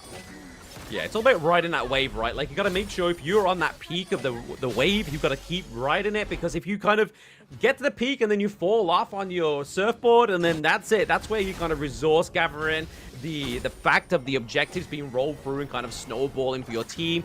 It's where the tempo really gets to be upset here, but here it is. Tempo being upset on the side of Battle for Peace is going to be the Ogre into the back line. They get the pick off here once again onto the Charlotte, really punishing her for that first blood right. That aggression there is crazy. They killed him behind the tower. The tower has not even gone down yet. They find an angle to go ahead and go through their jungle and get the Charlotte in where most people probably would not expect to get taken out. Yeah, this is what I mean. Like, when you play the Organ, you have to play it like this. You have to play it like not as expecting to be like, okay, we're not going to use the Path of Passing to kind of like invade the lanes. We're just going to use it to kind of quicken up our rotations. But really, you want it to be doing to cut off your opponent's team from one another, but also cut the pressure into kind of like stopping those minion waves between those turrets. Because, I mean, look how much of a dream that's made for the side of POF, right? I mean, that T2 down at that top side of the map, that's looking scary. Definitely opened up the map there, and now they're all the way in BFP's jungle here, trying to contest that blue. I'm not sure who got it. It looks like they ended up securing it there. Charlotte got it there. Yeah. But that just goes to show that's the difference between a good Ogren and a great Ogren, right? Using that skill 1 to be able to find creative ways to cut your opponents off and get flanks going on, not just as, you know, a tool to get through the jungle and help you farm faster. While that's important, you know, getting those next level flanks, right? Cutting all throughout the jungle and getting them behind their tower. That's what Ogren's all about. Yeah, I mean, they definitely want to be playing behind that turret if they are going to be PFB with this one. I mean, Death goes down. Actually, Jujon being taken down here, so Ogren, that very important front line, is going to get traded for the Charlotte as well as the Dude. So overall, POF get that 2-1 trade as that T2 into the mid lane as well. So definitely, again, a very positive trade here for POF. Okay, we're seeing some life from BFP there. They did go ahead and trade Ogren, got a nice shutdown there. They are down now 5,000 gold. It just shows you how quickly these games can, you know, spiral, right? At 4-minute mark, we were mentioning how they were exactly the same gold, exactly the same kills. And 4 minutes later here, we see POF with a very sizable lead, up 1,000 gold and 5 kills here. It just all goes to show like how you go ahead and get those kills and maneuver around the map. It seems like POF has been doing that excellently. They've been getting kills and using those kills to go into enemy jungle, secure all the farm, and pressing their lead. Yeah, just looking to kind of like cut up all resources from the side of Battle for Peace, really kind of just like draining the potential comeback potential, right? Like, you should be really looking here to be giving Lung the Crimson Golem onto the side of PFB, but it's actually POF that's like, nah, we're going to take that for ourselves. We can give it over to 7ang on this Lady soon, because it's just that early kind of power spike that you have before those itemizations come through. And you can kind of see already that having that XP lead, having that overall global gold lead as well, means that POF, I mean, we haven't seen the itemization, but you can imagine it's going to be looking pretty harsh here for the side of POF. Absolutely. BFP kind of trapped in their base right now, right? They have 3 minion waves pushing into them. They're forced to play, you know, defense here as they got a wave clear from base. Ooh. Wow, look at that Ganimo insta-kill there. Onto Ganimo insta-kill into 2, into another one. That's going to be a pick up there for PFP. They are able to get that kill onto the Dahmer as well. So, hey, this is what these teams are showing right now. Battle for Peace is like, hey, we've got our high ground turrets. We've still got our backbone in this fight. And then look at the push this T1 into the mid lane. Really try to open up POF's side of the gorge. Absolutely. That's exactly what we need to see from there. Getting those kills. was a lot of shutdowns there in just about kills. Look at that gold lead skyrocket down there. They were up 5,000 gold. They're only being up about 2,000 now. And the thing about Honor Kings is if you're really ahead, you're worth a lot of money, a lot more than that 200 we were mentioning earlier, right? So since he got 3 shutdowns in that fight, that's a lot of change that Ganemo just picked up. A lot of moolah, and it's showing on the global gold resources as well, right? I mean, we were looking at what, a 5k gold difference, maybe not even moments ago, but now we're getting to that 10-minute mark. They're only behind by 2k, so really, if the side of Battle for Peace could really get one of these Shadow Tyrants, it could really upset the motion of the team fights here for POF. But Flash into the backline is going to be the Dharma. Oh, looking to put the pressure onto the Charlotte. Can they get the pick off onto the Ganemo, the real truth maker, onto the side of Battle for Peace? They're able to get the takedown, but it's going to be Lung tricky for Lady Sun. They're looking to just get this soak out of the dude, because Charlotte's just like, I can't get in, I can't help you, and the triple kill going over to Jujon is going to be the difference maker here for POF. Amazing target acquisition there from POF. They recognize that Ganemo is a problem, so Dharma thing in, takes out the Ganemo, making sure they do not have that, you know, backline burst damage series. To the side of POF, you look at the composition, they don't have a traditional frontline tank, right? They have Ogren, but that's a little bit more in the bruiser route. So if Ganemo is alive, they're able to go ahead and fire these blades and chunk out all of the members on POF. So being able to take him out early definitely played a key role in them winning that fight. Yeah, I mean, it's like you said, Phil, like, if you take out the Ganemo, the thing about the Ogren is if you want to be kind of sustainable, you have to be right into the team fight to use the Conductor of Souls to get that kind of big HP regen. You're also relying on itemization to be on point here for Jujon. I mean, we can see that he's got the Blood Rage. We can imagine that he's gone for the Eye of the Phoenix as well, but Windslash connecting here onto the Lady Chen, onto the Huan as well. But Enemy Sorrow means that they can kind of bait out a few of those skills. Charlotte not looking too good here. We're seeing that Lady Sun trying to get the pick off, but it's going to be the Flaming Palms come through for Battle for Peace once more. And they're looking to keep away Jujon from his teammates, and there it is. It's not going to stop the takedown there of the Lung. So already the 1-for-1 trade between these two teams. Looking for a little bit more. It's going to be Jujon. He misses those blades from the Ganemo as well. So really on death precipice here, and he's looking for more. This is absolute chaos. There's like 3 different, you know, skirmishes breaking out all throughout the jungle there. But it looks like POF here comes out ahead as lose 1 member. Whereas almost everyone on BFP almost got taken out. Ganemo having to retreat with 1 HP there, and Dolly as well. Yeah, I mean, if you're looking to defend your crystal, you don't want to be having kind of the Ganemo be the guy that's going to be the one to kind of defend that crystal, right? Especially when you've still got 5 members of the side of POF, and you have that kind of huge frontline kind of engage potential from not only the Ogren, but the Dharma as well as the Huan. It's kind of spelling disaster, but if they were kind of like more backline orientated, maybe the Ganemo would be enough, but it's going to be Battle for Peace here. They are all backed up and looking to fight this final frontier. Yeah, the fight's gonna really hinge on if Ganemo can get like an early set of blades landed on a crucial target, right? Because if they can go ahead and chunk out the Lady Sun or the Lady Jen here, it's gonna really influence the fight. They're not able to walk up anymore as they are a death range, but we see the high ground towers on BFP getting dangerously low on the sides to the point where they can almost be brute forced, as they are probably brute forced here almost. Ooh, just a hair left. There you go. Completely brute that rolling raid through the Lady Sun is going to be what they need to take down that T3 into the bot side of the map, into the mid as well. Looking to put the pressure on, it's going to be POF as they get the kill onto the Ganemo. They're looking to push this crystal with the 2 minions in the mid lane. The Ballistic comes through, and game number 1 goes to POF. And that's all she wrote. They died trying to defend the base there, but in the mid game, a great fight where they were coming back a bit there. They had 1 step, but then had POF gone ahead and shot them a few steps back, and they went ahead and closed out that game there. I would say great match so far, though. All things considered, super competitive all throughout. Up to the 4-minute mark, as we mentioned, they were dead on. It's just that POF was able to, from that point, get some kills and then really snowball the game.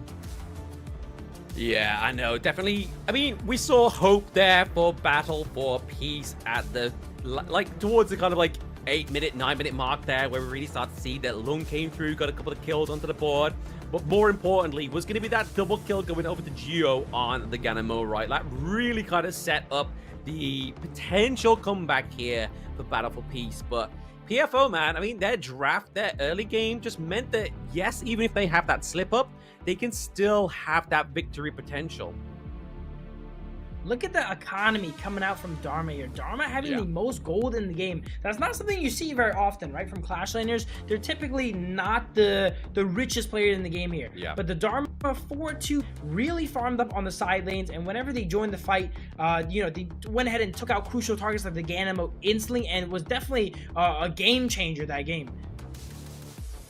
Yeah, exactly like you said there. Like, normally with the Clash laners, you're not looking for kind of like a very kind of like eco heavy sort of resource pooling into the Dharma, but hey, I mean, if it's going to work for the side of POF, why not do it? Because obviously their late game potential is going to be the Lady Soon, so that's going to kind of just naturally accrue over time, give over the kind of Crimson Golems to the Lady Soon to obviously get it activated a little bit earlier in terms of damage. But definitely played very well with that Dharma, but MVP obviously goes to the Lady Chen there. Like, I always like to kind of point this one out because there's a lot of people that give Lady Chen a lot of jip. They're like, hey, why are you going for that? It doesn't do a lot of damage. But when you see those destructive delusions come through, the zoning potential, the nuke damage that comes from this pick is just crazy and MVP worthy, clearly there. Lady Jen, one of the most consistent made picks. You know, you're never upset with a Lady Jen on your team, right? No. But the Dharma there, great performance there. They had a lot of free time in lane. We saw the Charlotte got caught a few times, right? Every time the Charlotte gets caught, he's able to go ahead and push up that wave, clear out another minion wave, maybe steal some jungle, and still have time to teleport around the map, making plays there. And because of that, you saw one of the highest, the highest amount of gold in the game. Not something you see every day.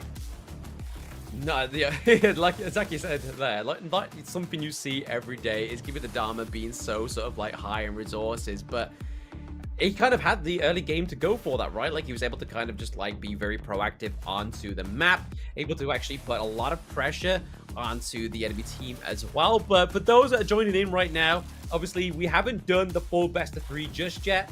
We need to make sure that Battle for Peace try and come back here, but here it is. Obviously DFL are the first team to be looking to fight for 3rd place a little bit later on, obviously tomorrow.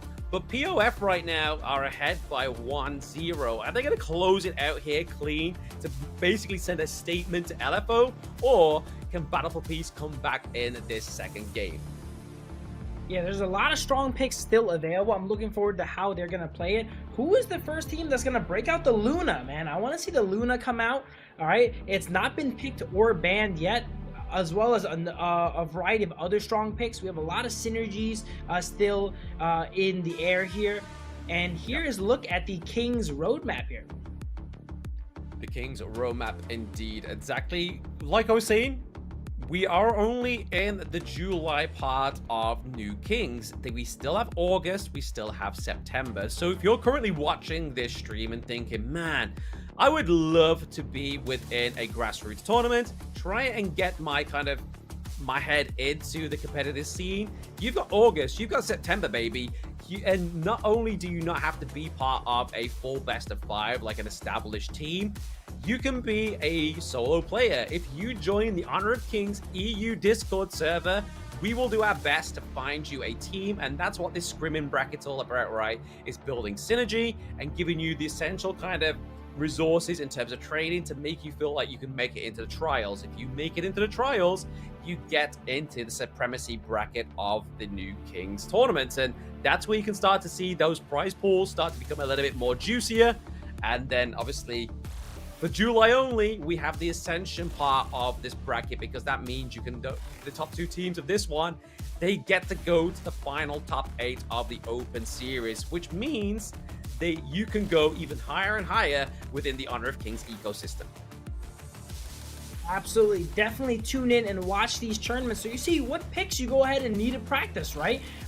You can definitely pull out your favorites, but there's going to be some picks you're going to need to have if you're going to play in a team setting, and they're going to be the ones you're going to be seeing today, right? I think this is a really good representation, this tournament, of what you could expect if you go ahead and sign up for some of these scrims as well as trials here. So I'm excited to see how you guys play it, and maybe we'll be casting your games next week. I mean, Next maybe month. not next week, next month. I mean, we wish it could be weekly, right? Weekly casts coming through for new Kings would be such a full-time job here for us. But so far, it's definitely kind of lived up to those grassroots kind of tournaments, right? Like, it's not kind of been the...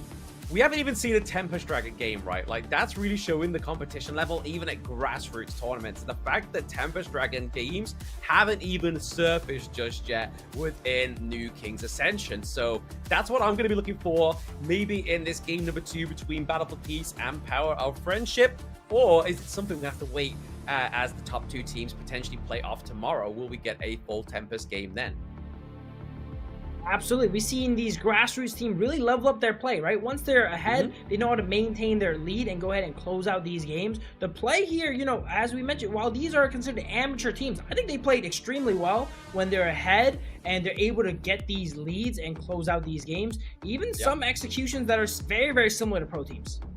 Exactly. I mean, it's no different than watching teams that we've been seeing in the pro leagues in spring, right? So these are teams that are looking to obviously try and contend and get to that point, because teams that were in the pro leagues weren't even showing some of the attitudes that these teams are showing right now. I mean, yes, the competition is going to be a little bit more cutthroat as you get into the major Kings leagues as well.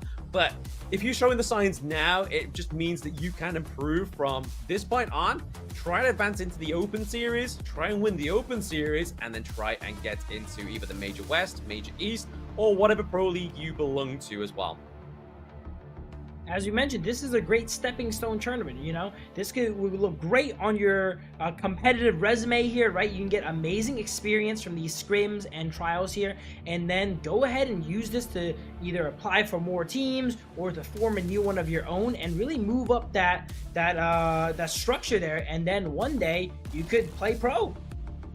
You could indeed play pro. I mean, we are waiting for, obviously, game number 2 to come underway here. Obviously, the draft is going to come through as well very soon. But those, obviously, just new joining in. This is also running on the global BAM pick format also. So those picks we saw from last game for both of these teams cannot come through, but the vice versa means that the teams can now pick up. So the likes of Battle for Peace, they could go for the Orgrin if they really wanted to, or for the side of Battle for Peace, they can't quite get the Dharma because Power of Friendship are like, no, we've seen how we play on this Dharma, we know the potential of this pick, and we're not letting this get through. Absolutely. POF knows the damage that it could do, so they do not want to give that weapon into the hands of the enemy. As you see, very quickly they go through bans. It seems like they're a little bit more sure of their bans this time. First game, they kind of made us wait it out, and boom! Mai is out of jail. Here we go. Mai for the first part of the evening. I mean, I thought we would never get this pick come through because of, again, just how present that is in the bans of the international tournaments. But the team's like, you know what? Give me a shot, coach. I'm going in. It's going to be Gio picking up that pick for the side of Battle for Peace. But now we're going to start to see the Power of a Friendship. They go and lock in the Lung and the Pei here as well. There we go. Now these drafts are looking full power, as we mentioned earlier, right? Mai's coming in. We have the Long. The Pei is making his first appearance here. Byron, Zhang Fei, Diadea maybe. Now this is an S tier draft on both sides. Oh yeah, they're not looking to kind of pull any punches within this one because, again, this is just only a best of 3 because now Battle for Peace, they have a little bit more of a harder fight on their hands. They need to try and get this to a 1-1, then try and take another round of Power of Friendship. But man, locking in the Zhang Fei is exactly what they needed here for the side of Power of Friendship, having that kind of solid front line, having a little bit more of that crowd control thanks to the Unbridled Outburst is definitely going to pay a lot of potential positive outcomes here for Pei in the jungle as well. And we see the double smite setup coming out this game here. The first time we see Zhang Fei, they actually opted to go heal. I like the double smite, you know, the chaos that it could cause with having the Pei invade and the Zhang Fei invade. If you're not ready for that will really throw you off and cause a lot of trouble in your jungle here. As we see, some marksmen are potentially going to be banned out by POF as they know the enemy has not picked their marksman yet. And then we see the Fatih get banned out by BFP here as the Clash Lane has not been picked up yet. Yeah, some really good bans in the second phase here. Obviously, Flowborn Marksman, potentially Flowborn Tank being taken off the side here for the Battle for Peace. but also the Ogryn, as we were saying, as we got into this draft of game number 2, right? Like, Ogryn could come through for Battle for Peace here. It's definitely kind of what they need, right? They need some more of that front line, because right now they only really have the Byron. Byron really going to be looking to try and catch out the Lung here for the side of Power of Friendship. And then there it is, the Yixing, because we don't quite have that mid lane menace for the side of POF just yet. Yeah, BFP with a very smart ban on the Yixing. They're kind of lacking some range, right? And Yixing can really abuse that by locking everyone up together. Most mid laners are traditionally ranged, but they opted for the Mai. So I would really like to see them shore up that weakness here with their marksman, get someone a little bit higher range, right? Being able to get that damage from afar. We see the Lady Sun come out potentially, and the jungler is going to be next for them as well. There's the Luna. Ooh, No, they're looking for an assassin jungle here. I mean, if they're going to go for this for Battle for Peace, they need to play it very aggressively, right? They need to make sure they're going for potential early game invades into the enemy jungle, looking to kind of contest their resources. Ooh. But already we're looking at that hover of the Ukio Tachibana, which was definitely one of the better counters for Pei within KWC. Ukio touted as a Pei counter. I don't know if I really see it, right? Like, his success, if I'm correct, was not high, if not 0, I think, against Pei. But we see the Dan Wei get locked in here for the side of BFP. Now, I know for sure the Dan Wei versus Princess Frost, now that is a counter, right? Being able to cleanse all her moves. You spend all that time landing the skill 2 just for Dan Wei to go ahead and cleanse it away immediately. And, oh, don't get my hope. They did it to me again, Black. They did it to me again. They did it. They hovered over. It was like, yeah, Phil really wants us to go for that Mew up into the Clash lane, but it looks like they may be going here for, I mean, it's either Mayin or Charlotte, surely. I mean, that's kind of like the better matchup here against the Byron, because Byron has his own kind of sustainability. You really need that kind of like 1v1 sustainability as well. That HP regen coming from the Charlotte is going to kind of really help that early game 1v1 against Byron, because Byron in the 1v1 early game is definitely a titan in the Clash lane. Yeah, both teams here have extremely strong drafts here. While something like the Dan Wei isn't necessarily known as a tier 0 or S tier pick, when you pick it in the right compositions versus something like the Princess Frost, which he has a great matchup against, it is definitely a strong pick. This is going to be, you know, a little bit, I wouldn't say one side is particularly early. Obviously, the Pei is a little bit stronger early, but they have the long in the late game for them to scale up too, right? So it's gonna be a battle all throughout, I'd say. It's going to be, I mean, they definitely need to cover all bases, right? Like you were saying there, Phil, they have the early game potential, they have the late game potential there, obviously, with the Lung come through. And we've already seen already that Power of Friendship, their farm lane, knows how to play those late game heroes to a T. We didn't see many times that the Lady Sun got caught out as well. I mean, we even saw in the early game where she basically got out with very little health, but we're getting into game number 2, guys. This could potentially be match point here for POF. Or is Battle for Peace going to start to bring war? Look at this interesting start here. We see Dan Wei actually in the bush with the idea, looking for an invade potentially. I think they started and actually choose to not go for it. Now, Dan Wei, I'm cheering for Dan Wei. This is one of those, you know, solo queue heroes, right? This character people love playing this character in ranked. You don't see it too often in competitive. It does come out sometimes, and I think this is a beautiful spot to pull it out, which just shows that, you know, Jungler has a great toolbox of characters they can use. Yeah, I mean, when you've got a lot of cleanse against a lot of crowd control onto the team, it kind of makes sense, Dion Wei does, especially with his burst potential as well. And then if you got picks like the Pei that's trying to escape, or even the Charlotte, you have obviously the slow from his second skill, but then also his Leap of Fury, right? Like, if you're trying to close that bridge between yourself and your enemy team, especially a hero that is that low, Leap of Fury is going to be your means of access onto the backline of the enemy team as well, right? Another benefit of Dan Wei that I think people don't really think about too much is that he farms really fast. And when you farm really fast, you kind of don't need the opportunity to invade you. That's why Yukio was touted as a counter, because he can clear really fast and kind of react to where Pei is. Now, I'm not sure if Dan Wei can beat Pei 1v1, but he can go ahead and definitely clear his jungle out and get out of his way. Yeah, you can kind of mitigate the potential snowball potential here of the Pei pick, right? Like, he's able to kind of just clear out the jungle faster than himself. But right now, a very aggressive rotation here from the Diadea, almost getting that enhanced power attack to try and lock down the Lung.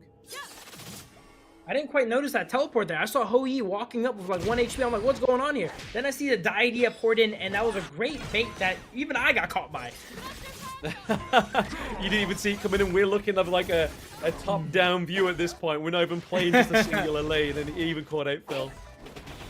We have true vision of everything, and we got caught out by that one here. So definitely an interesting play. But you know who did not get caught out? The long on the side POF, and that's why they're playing and we're casting.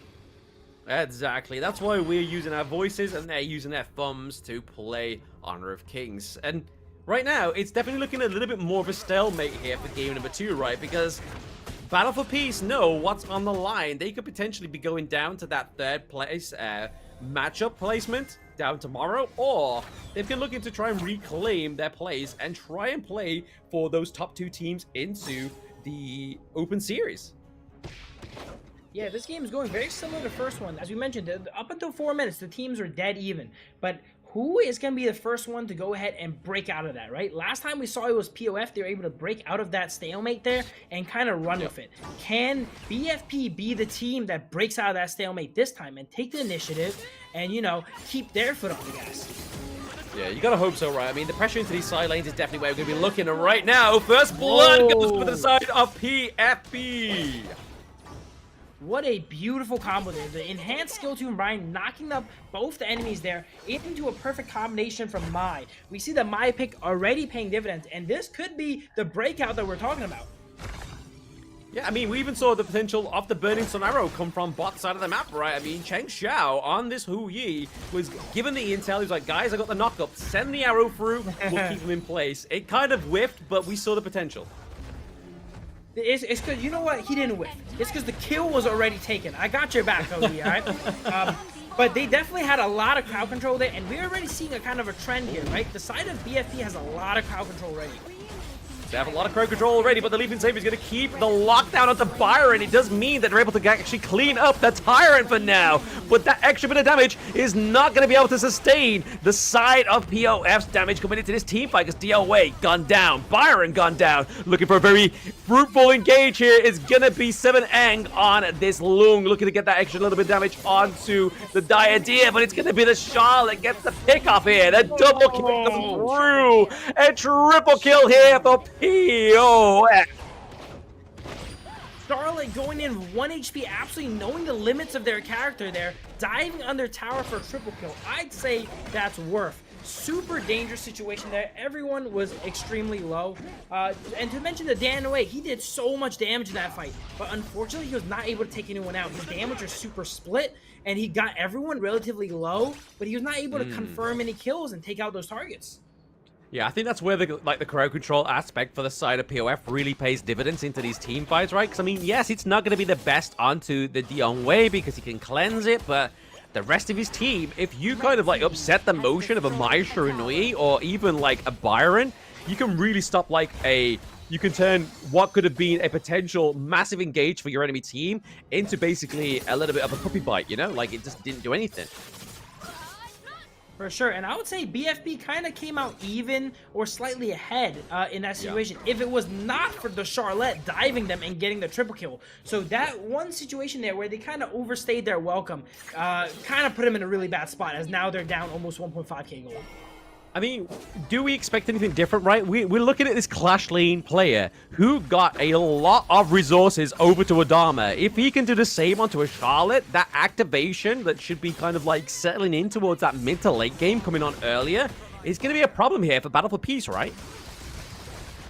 Yeah, if White was the MVP for the first series, it looks like the Clash Lane on side POF is going to be the MVP here potentially for this next series.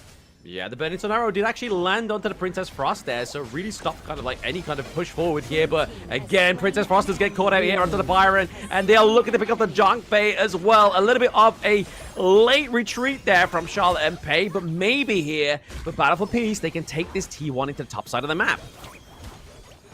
BFP getting the momentum back on their side here. They had a nice up, and then now they take the tower, and they will now 3-man invade the jungle. Yeah, I mean, this is the kind of setup that you can kind of get from a hero like the HoK, right? Like that Burning Sun arrow that landed onto Henges there was just all they needed for the side of BFP to actually have a solid team fight and able to get some more objectives going to their favor. They got the T1 at the top side of the map, but don't care about just yet. POF gets the pick up here onto Dionwei as they get the Overlord. They're looking to get the pick up here onto the Charlotte. Charlotte gets taken down, but for 3 men, are they going to get a 4th? And that is Battle for Peace with no men on the battlefield. Tragedy has struck for BFP here. They do get the Overlord, but at what cost? They lose 4-0 there. No, Charlotte ends up going down 4-1. That's not going to be good for the side of BFP. Their gold is still, I wouldn't say relatively even, but they definitely caught back up a lot. But that is not the way you want to be going, though. It's not the way you want to be going indeed, right? Like, they're looking to try and make...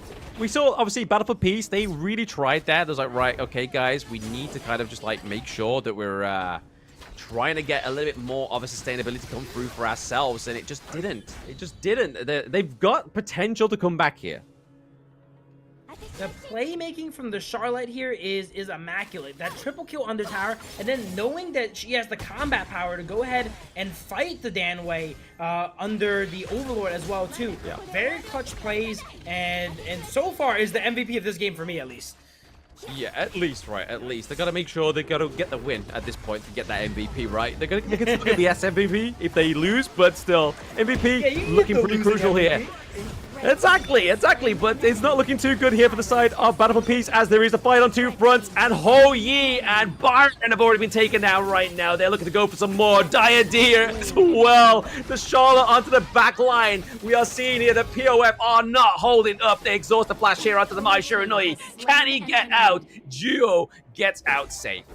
Red team Another 4 go down for 1 on the side of BFP. These are not favorable trades. Every single fight, we see the Charlotte diving tower. This is probably one of the most bloodthirsty clash lanes we've ever seen. Sometimes it works out, and sometimes it does not, as we see the Mai go ahead and take him out there. But so far, that gold lead has been extending for POF, and this is starting to look very similar to Game 1.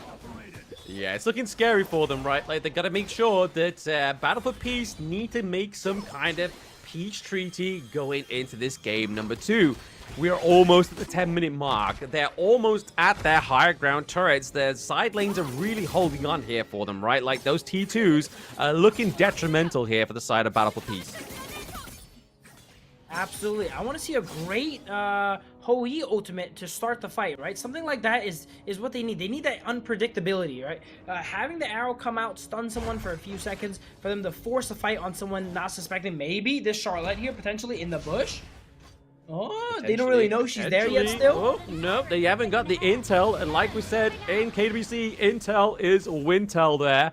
A little bit of a throwback to Sagi, but right now, 7ang looking to try and get this T2 into the top side of the map, putting more pressure for POF on the thrusters now. But Battle for Peace looking to go for a battle to death here. The 1v1 between the Dionwei and the Charlotte is not going to come out onto the side of either of these two teams. The Danwei has definitely scaled up, and Danwei is a monster late game. He's a fairly one-dimensional character, you know? He just runs at you, but if you are not able to get away from him, he will light you up, and that's what we saw here for Charlotte. Forced to retreat. Charlotte definitely has more gold than Danwei, from my understanding, but even then, it's still forced to retreat just because of the sheer combat power of Danwei there. As you see, Shadow Tyrant being taken out now. Shadow Tyrant being taken out. I mean, this is only going to cause trouble here for the side of Battle for Peace as they just lose 2 men in that early team fight. And 1 being the own way and 1 being your sustain factor for your team fight is definitely not the outcome you want, right? You've just lost the neutral objective and you're losing more. Battle for Peace that came in a little bit too late, right? They came in too late for the steal, but they forced themselves in a bad fight afterwards, so they didn't get either of it, which was really unfortunate there. I would like to see them engage either a little bit earlier while POF was busy fighting, or, oh man, this might be it. This might be it. This may be it. I mean, the hide-and-seek game for Mai Shiranui didn't actually play too well for her, right? She got caught out into that brush into the bot side of the map. T3 into that side of the map as well, now getting taken off. And it's really down to the HoYi, the Dionwei, and the Diadeer to really hold off this final frontier. I think they will be able to hold here, but not without a cost. Losing 2 high grounds is definitely super punishing. We're going to see the side of POF look for... Now, this Blam is a T-Rex here, right? On the Overlord. We don't get to see it on screen, but it is being brute forced down, even with the Primal Bond on, from my understanding. So it's going to be a little bit slow. Yeah, it's going to be a little bit slower here. They still have 13, 12 seconds on their Primal Bond for now. But, I mean, if you are this far ahead and your enemy can't quite climb to that kind of extent out of their base, especially at the neutral objective area, it means it's kind of like a free shot for you. Absolutely, slow but steady, right? They take another objective, even if it's slow, you remove that option from the enemy. What I always like to say is, like, if you're winning and you can remove the Overlord, it just cuts off that comeback potential. Overlord is the ultimate comeback tool. You get to get it, and then you clear out a wave, and all of a sudden you have room to breathe, right? And when you're the winning team and you remove that option, you keep choking out your enemies like we see here now. Yeah, speaking of choking out, the Umbrella Light Burst does connect onto Tanu, and that Destiny count is not going to be enough to keep alive the Mai Shiranui, but also into the back line. It's going to be that Charlotte once more. An absolute stellar performance here for the Clash lane of POF. As they're looking to take this crystal of game number 2, they have the Vanguards, they have the Pterodactyls, and they have game 2 in their belt. And it's going to be the power of friendship going forward to fight, looking for an orc. Now, that was the correct dinosaur there, all right? That was a pterodactyl from my understanding. Still not sure what the tyrant is called. We're going to have to look it up after the broadcast there, but great ending there for POF. Yes. Ended with a clean 5-0 in dominating fashion. No questions about their play here. Both teams from the matches ended up going 2-0. So tomorrow is going to be the battle of the undefeateds, right? Oh, battle of the undefeateds indeed, right? Going back to back with those game wins is both of these teams today so far. But again, 7-Ang on Des Lung was crazy. 6-0 and 12. They couldn't catch this man. This is a full build long base, a siege breaker in hand. That's an expensive build too. He was I don't know if it shows the damage here in a sec, but he's probably dropped an insane amount of damage this game. Yeah, I mean, a lot of damage is going to be either coming from the Charlotte or the Lung or even the Pei, right? Like, the fact that these 3 players were able to just constantly be in the face of Battle for Peace just meant that they didn't know what was hitting them, right? Like, they had range and close quarters from the Pei, and then once you thought your backline was safe, Charlotte was just all up in your face. Yeah, I really like the composition of POF here. They kind of had a little bit of everything, right? We know Pei is used to his early game strength, so he's able to transition that to go ahead and leverage the Long's late game. They were kind of strong at all stages in the game. They had good single target damage from the Long. They had good AoE and crowd control from Princess Frost. Excellent draft. Yeah, I mean, definitely. I feel like if their Charlotte was a lot more passive onto the side of Power of Friendship, it would have been more of a potential comeback there for the Battle for Peace. But the fact that this was kind of like their pseudo carry, right? Like, into the back line, just dash in and then using that ultimate to get that kind of like triple man knockup as well, just meant that kind of like, even if Charlotte dived in too deep and she got the potential knockup here, it's kind of just like the rest of the team of POF could just come through and capitalize. Absolutely. I don't think they know what passive means after watching that game here. As here's the quick update for the bracket here. For those of you guys just joining us, LFO ended up taking a 2-0 against DFL, and we see POF take a 2-0 against BFP. Tomorrow, we're going to go ahead and see LFO versus POF, and then for third place, we're going to see DFL versus BFP. Yeah, I mean, the one thing we need to point out here, Phil, is obviously the match between LFO and POF is going to be a best of 5, right? So this is now going to add like some extra elements to this battle between these 2 undefeated teams within the new Kings Ascension. But here is the bracket, by the way, guys. So if you've been watching over the past like almost 2 hours and a bit right now, you fancy yourself a mix onto the Gorge, but you aren't an established 5-man group, you can still be a solo player. You can then enter and join the Honor of Kings EU Discord server, and we will do our best to get you locked into a 5-player group as well. And then in those scrims, that's where you can build your synergy, build your friendship with those other players that you're going to be matched with as well. Absolutely. There's a lot of rewards for everyone involved. Just for participating, you get a good amount of rewards. Yep. There's giveaways every now and then. There's a giveaway on this stream here, right? So make sure you go ahead and check all that out in the Discord. There's probably a link in the description below. And yeah, get yourself some tokens, guys. There we go. There it is. Get yourself some tokens. I know I could use some more tokens. I mean, like you said in the introduction, right? I don't think you've ever met a person who said that they have enough tokens. We can always do with some more. So there it is, guys. Discord.gg, /HOKEU. If you want to be in a chance to win in 1,200 tokens, because we have 2 of them. We have 2 1,200 tokens to give away to 2 lucky winners. So make sure you join in the Discord to not only potentially participate in the future New Kings within August and September, but also to participate in these amazing giveaways that have been locked in thanks to Level Infinite as well. Again, one of the best ways for up-and-coming players to go ahead and get their start. A lot of players fail start. Do you know a good tank? Do you know a good marksman, right? You can hop on here, meet some friends. You know, even if you don't want to join the New Kings, I don't know why you wouldn't, but you can find some friends for ranked, right? You can find some friends to do whatever you guys need to do. Run some normals, whatever. It's a great environment and community for you guys to be a part of here, but I do recommend you guys joining on some of the scrims for New Kings. Win or lose, you're going to have a lot of fun, and there's going to be prizes for everyone. Prizes for everyone, victory for everybody, prize pool for everybody. I mean, it's not even done yet. We're still only in July. This is the New Kings Ascension. This has been day number 1, but we have a day number 2 for you guys tomorrow. So make sure you're joining in same time tomorrow to see who comes out on top against that best of 5 between these 2 titans of a teams. And let's see who takes that 3rd place between Delta Force Launcher and Battle for Peace. I've been Blam. With me has been Phil, and we will see you guys tomorrow.